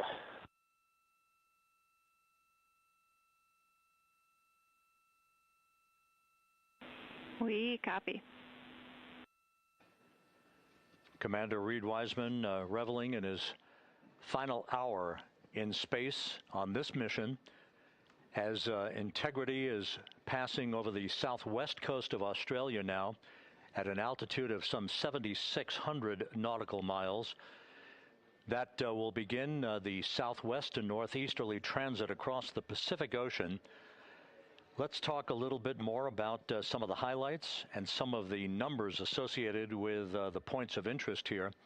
We are 27 and a half minutes away from crew module service module separation. That will be followed about 3.5 minutes later by the raise burn that we've discussed, a 19-second burn of Integrity's thrusters to fine-tune its angle of attack as it enters the Earth's atmosphere. Entry interface is scheduled 47 and a half minutes from now. That's the point at which we will reach the top of the Earth's atmosphere, traveling about 34,882 feet per second at an altitude of 400,000 feet. Just 24 seconds after entry interface, we will begin a blackout period of 6 minutes in duration at 6:53 and 54 seconds p.m. Central Time. Now, right about 10 seconds after the blackout period begins, we are expected to reach peak speed, which would be 24,661 miles an hour.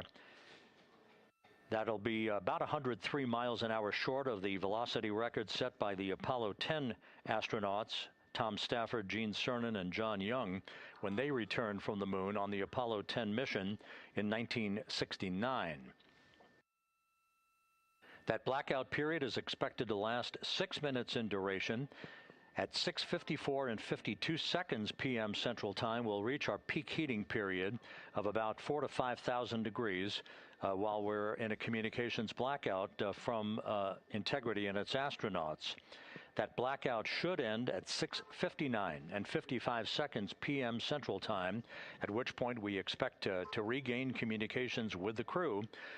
Capcom Jackie Mahaffey here in the flight control room will be talking to the crew, calling them, and will await a response from the crew as they come out of that blackout period. And at that point, their altitude will be just 157,000 feet above the Earth, traveling at 13,000 feet per second with a range to splashdown of just 147 nautical miles. From that point on, the next key series of events will be the deployment of a series of parachutes that we discussed before. First, the forward bay cover chute deploy that will pull the forward bay cover away from the top of Integrity, followed by drogue chute deploy and then the main chute deploy that's expected at 7:04 and 44 seconds p.m. Central Time. That will begin the gentle descent of Integrity towards its splashdown at just a velocity of just 19 miles an hour, and that will begin the recovery operations that you just heard Megan Cruz discuss with her folks on the USS John Murtha. All of Integrity's systems in great shape. The crew is suited up. Leak checks complete as we stand by for the next major milestone, which will be the crew module service module separation just 24.5 minutes from now.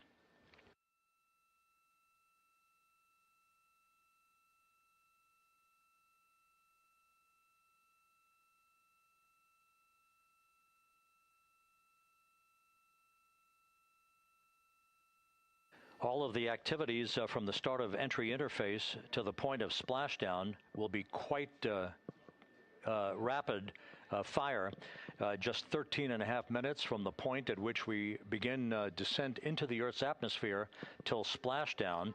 And just to show you, as Rick Shearing, the flight surgeon, alluded to in his interview with Megan Cruz, all of this happens to decelerate the vehicle from traveling around Mach 33 to just 19 miles an hour at splashdown.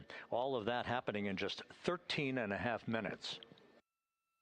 But the vehicle and the parachutes are all designed to support all of that, so we'll be standing by to report all that to you in sequential fashion as these milestones are ticked off and as we hear from the crew during its entry back into the Earth's atmosphere and ultimately when they emerge from the blackout period, and at that point we'll be just minutes away from splashdown.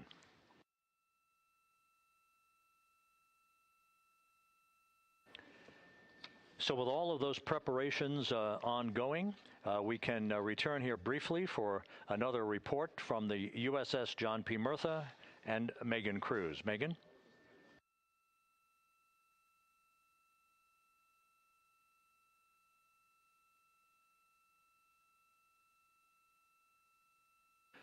And we'll regain that communication with the USS John P. Murtha just momentarily. In the meantime, everything is on track aboard Integrity, the flight control team here in Houston, led by Entry Flight Director Rick Henfling. The voice you will hear talking to the crew is that of Jackie Mahaffey. She will be reporting everything to the crew and receiving their reports as they enter the Earth's atmosphere for their 13.5-minute plunge back into the atmosphere for splashdown off the coast of San Diego. Now we have the ship back with us and Megan Cruz aboard the USS John P. Murtha. Megan? 11 balloon, right?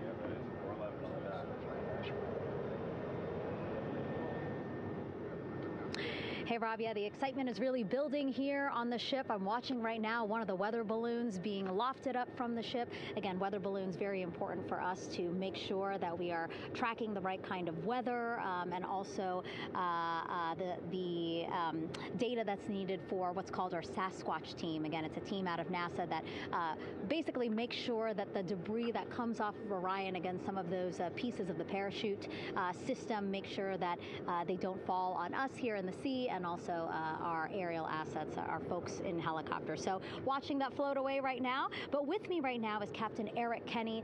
He's the commanding officer of the John P. Murtha naval ship. Thank you so much for being here. There are so many moving parts that you have to keep an eye on. That's absolutely right, yeah. But first of all, on behalf of the crew of USS John P. Murtha, Megan, thanks for having me on today. Happy to tell you what we're doing and excited to get the interview started. Yeah, absolutely. Why don't we actually take a look at the flight deck here? We'll start there. Basically, we also, while watching this weather balloon float away, we noticed all 4 helicopters leave the flight deck. We now have an empty flight deck. We had 2 imagery helos as well as the 2 crew helicopters that will go recover the crew. This is just one of the many things that, again, our ship of 550 people, it's something that you oversee as commanding officer. Yeah, absolutely. Every commanding officer, I would say really every naval service member, our priority is always safety. And as the commanding officer, I take that as one of my primary roles here on board. Mission accomplishment is important, safety always. So my day really has, I would say my message to the crew has sort of changed over the past 24 hours. As we're leading up to today, we've been building up the excitement and motivating the team for the training that we've executed. But really over the past 24 hours, now I'm trying to get us to slow down a little bit. Trust our training, right? Don't believe all the hype. Don't believe everything that's going on. Just let's trust what we've done to get to this point, and if we do that, we'll be successful today.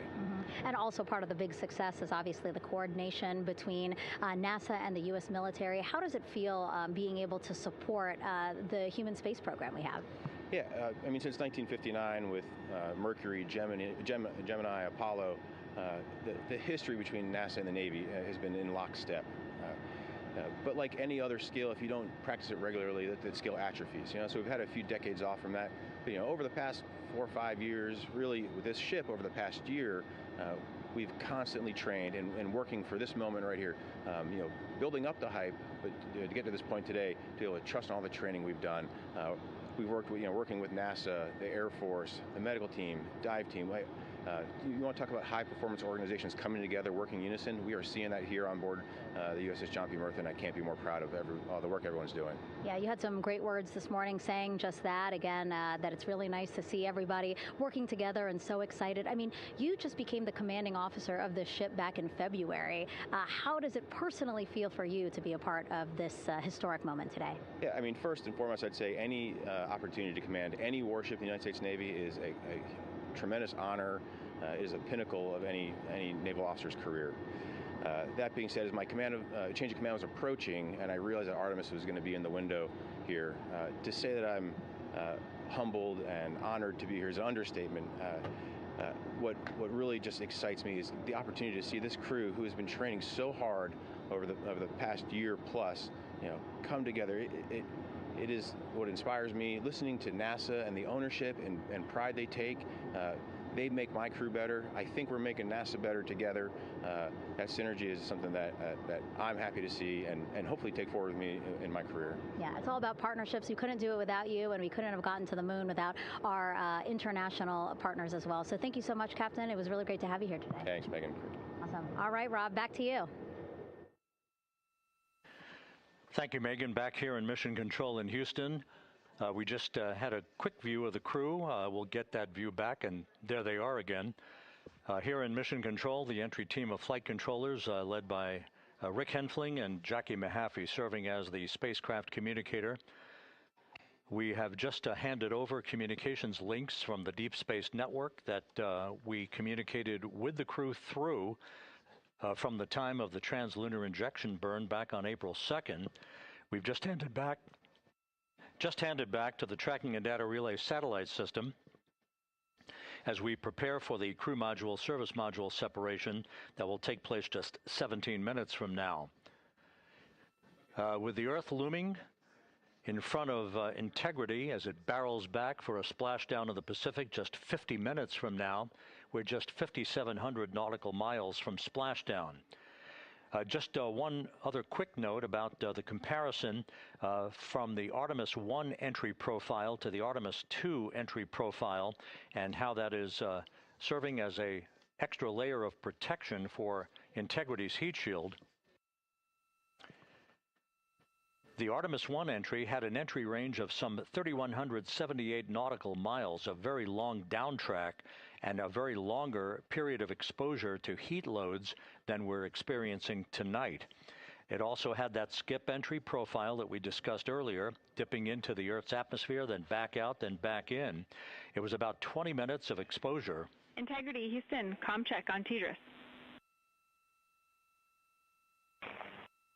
Jackie, we have it loud and clear on TDRS. We have you the same.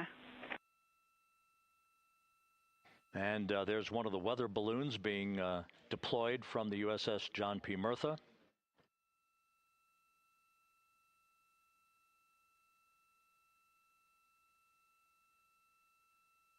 So the Artemis 1 entry had the vehicle. The update on GPS, we haven't seen it track in yet.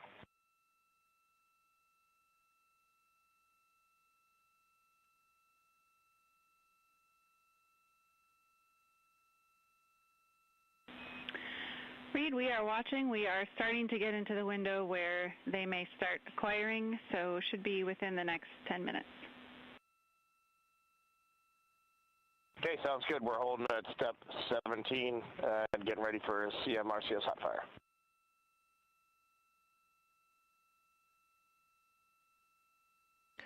And that exchange indicating that we are expecting to acquire data from the GPS system on board. That'll be a navigational tool that will basically tell Integrity's computers that they're on track down the center line of the corridor for the entry interface that will lead them to their splashdown point. Once again, the Artemis 1 entry exposed the heat shield for about 20 minutes of peak heating. For Artemis 2, we're going to reach a downtrack distance of 1,701 nautical miles from the point of entry interface, with just 14 minutes of duration. And it's basically a different angle of attack, a little bit steeper angle of attack that will protect the heat shield from excessive heat loads. So that is the difference between Artemis 1 and Artemis 2, all designed into this mission to gather data, to protect the heat shield, since the Artemis 3 mission and beyond will have a different designed heat shield that will allow that skip entry type of profile to be resumed for all of the future missions coming back from the south pole of the moon when we initiate lunar landings. So we've handed over to the tracking and data relay satellite system. That's where we'll have communications for the rest of the flight. Just to give you some time hacks here, we're 13.5 minutes away from crew module, service module separation, and just 17 minutes away from the raise burn, that 19-second firing of the thrusters that will basically be the final fine-tuning of the angle of attack for Integrity as it enters the Earth's atmosphere.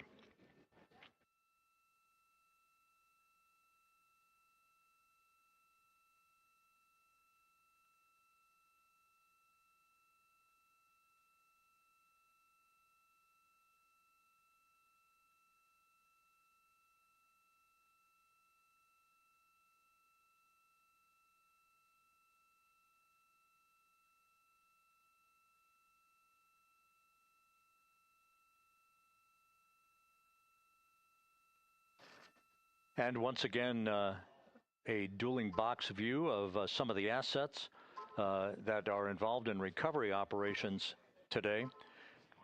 The Integrity, cabin configured, all crew suited and seated. Houston, copies. That confirmation from Reed Wiseman aboard Integrity, as you see the assets being deployed to the splashdown zone. At the time of splashdown, we expect the John P. Murtha to be about 5 miles away from Integrity, keeping a safe distance until we are sure that the vehicle is in the water and upright, and that it is in a good configuration system-wide for the recovery teams to begin to approach the vehicle to erect that inflatable raft. 2 minutes to CM-RCS warm-up hot fire. We're ready. That call from spacecraft communicator Jackie Mahaffey indicating that we're 2 minutes away from a quick burst of the reaction control system. Thrusters, that will be a hot fire test prior to the separation of the crew module from the service module.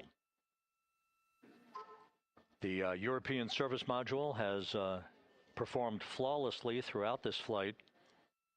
Everything, all the burns that had been prescribed for that service module have been executed on time and without a problem. There is the European flight control room that has overseen the manufacturing, the design of the European service module. They deserve quite a bit of credit on this mission for not only propelling the Integrity and its astronauts toward the moon, but also conducting the fine-tuning of its trajectory to bring it to this point where we are dead spot on down the middle of the corridor trajectory-wise to bring Integrity down for its splashdown in the Pacific just 44 minutes from now.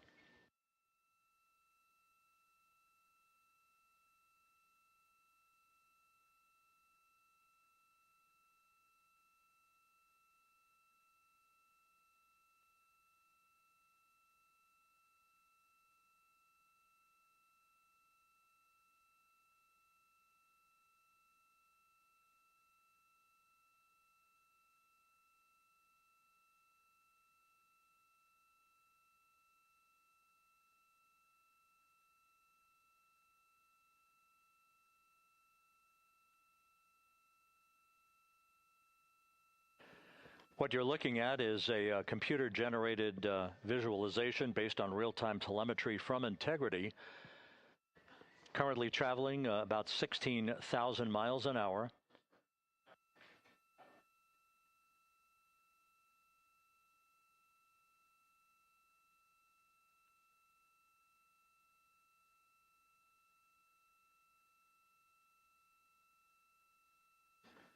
Integrity traveling about 16,000 miles an hour. For the prop cautions, we're taking a look.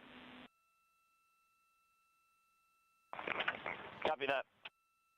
Now just about 5,100 miles from Earth. Splashdown scheduled 43 minutes from now. We're just 9.5 minutes away from the crew module service module separation.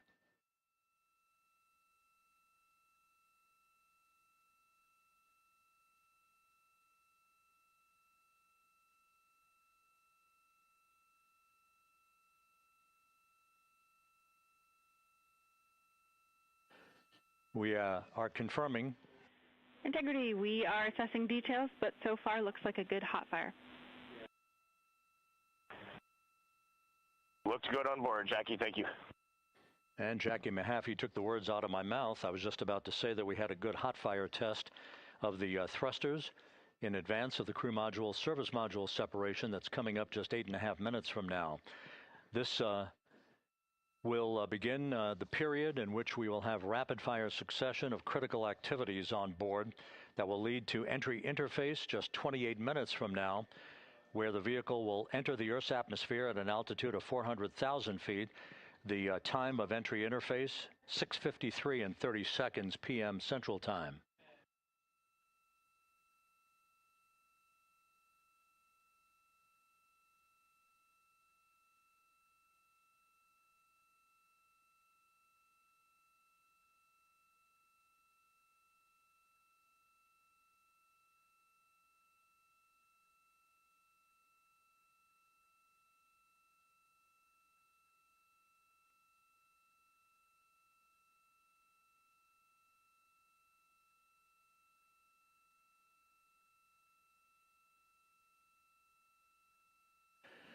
Integrity's astronauts were awakened at mid-morning to begin their entry preparations.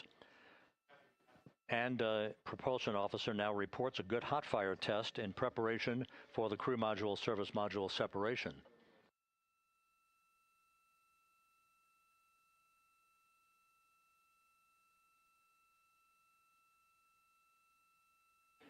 We're now inside 41 minutes until splashdown.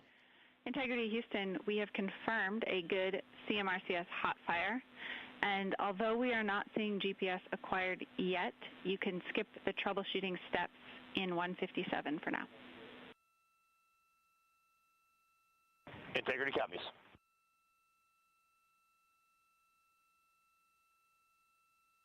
That GPS discussion indicating that we will be acquiring navigational data for Integrity through the Global Positioning System equipment on board.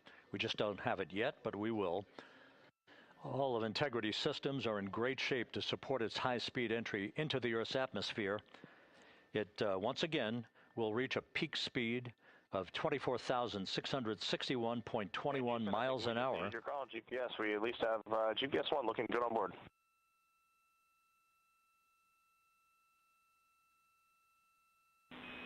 We are confirming.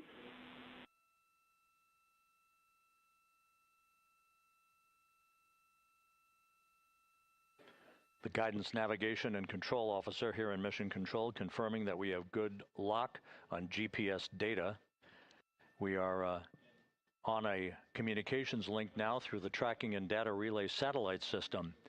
Now, following splashdown, we're going to lose that link and go to what's called a VLDR, a very low data rate communications link, so that we can talk to the crew inside Integrity as they are on the water. Integrity, confirm we do see good GPS. We do too, especially GPS 1 is accepting in nav channels 1 and 3. That GPS data is basically telling Integrity's onboard computers its position relative to the Earth, but its trajectory and its orientation according to flight dynamics and the guidance, navigation, and control officer is spot on. We have now armed the pyros for the crew module service module separation coming up less than 5 minutes from now.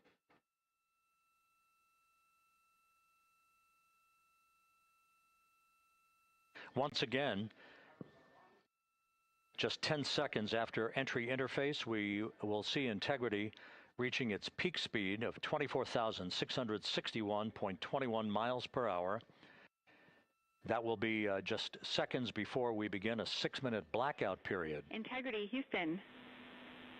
Your vehicle is in a good config for CM-SM SEP and go for CM raise. Houston, we see the same on board and copy go for CM raise.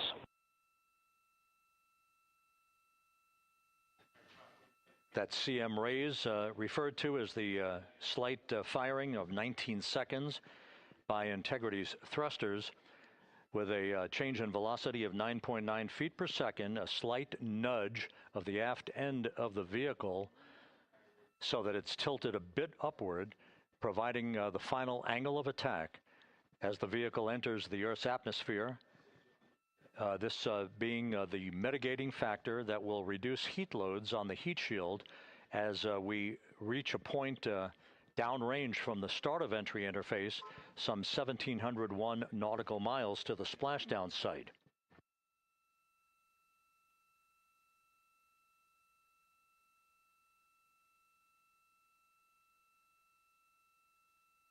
Integrity systems in excellent shape. We are currently 3,300 nautical miles left in this mission. Splashdown scheduled 36 minutes, 39 seconds from now.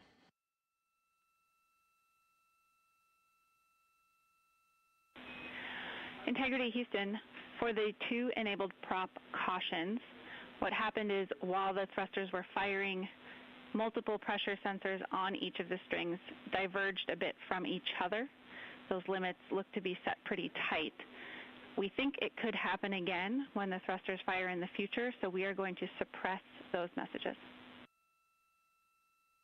We concur with suppress, not inhibit. Thank you.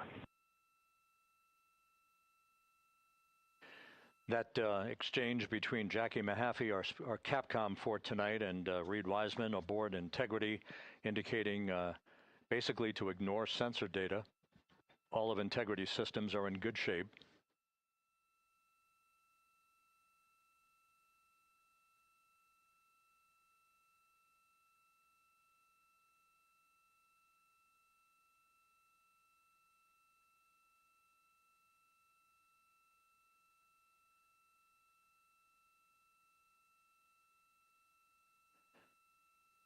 Now, coming up on about 90 seconds till the crew module, service module separation.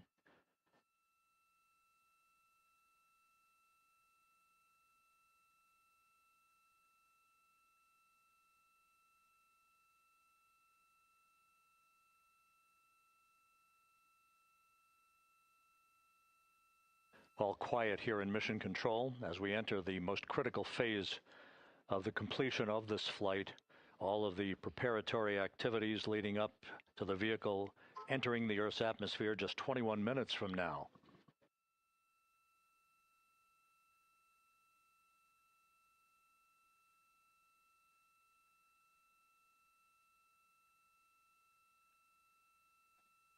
Coming up on 1 minute. Mark 1 minute till crew module, service module separation.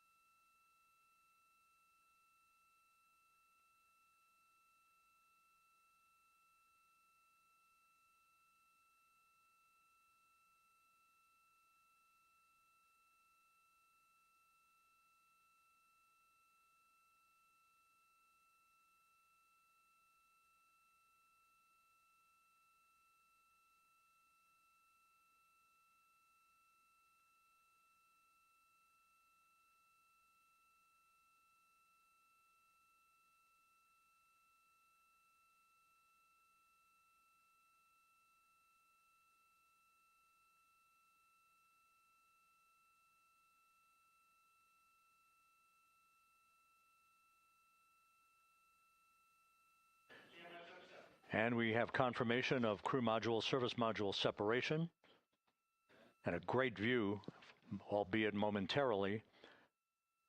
Houston, good step on board. Houston copies and concurs. The European service module now separated from Integrity, a job well done. Integrity, no action for the 4 CDH cautions. Those are SM related, not applicable. Integrity.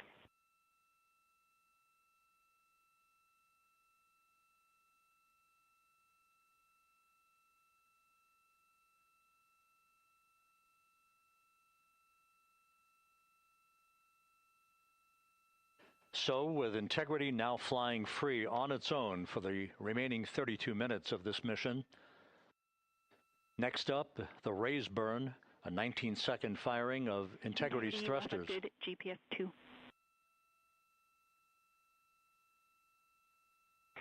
Integrity copies, good GPS 2. Coming up on the 2-minute mark until the raise burn. Again, this is the final tweaking of the orientation of Integrity to put it in the right angle, if you will, the angle of attack that it will fly in during its entrance into the Earth's atmosphere. Entry interface now just 18 minutes, 25 seconds away. This is a visualization, but driven by real-time telemetry. This is the maneuvering of Integrity to the raise burn orientation. Just 2,800 miles from Earth.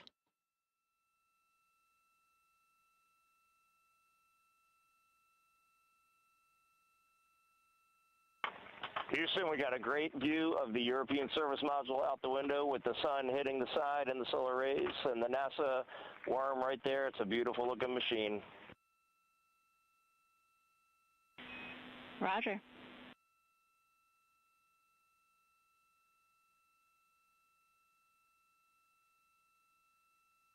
And we have completed the maneuver to the raise burn orientation, 1 minute away from the raise burn.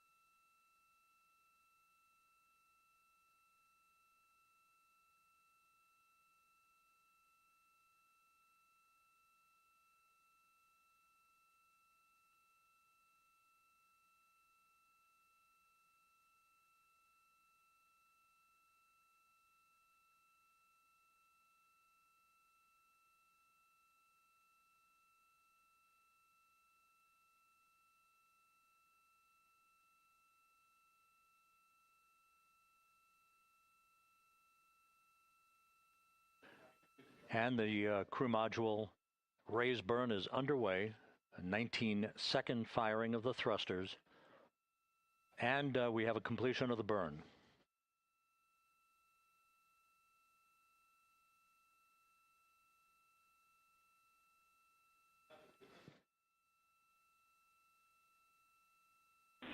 Integrity, good. CM raise burn. Your flight path angle is within limits.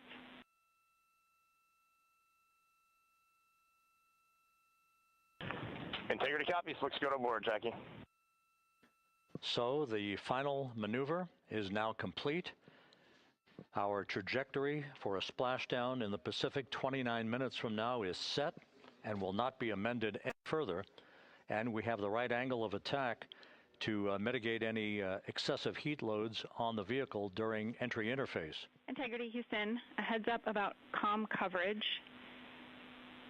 When you perform the 180 roll, for the first minute or so in that attitude, we expect about a minute LOS. We copy.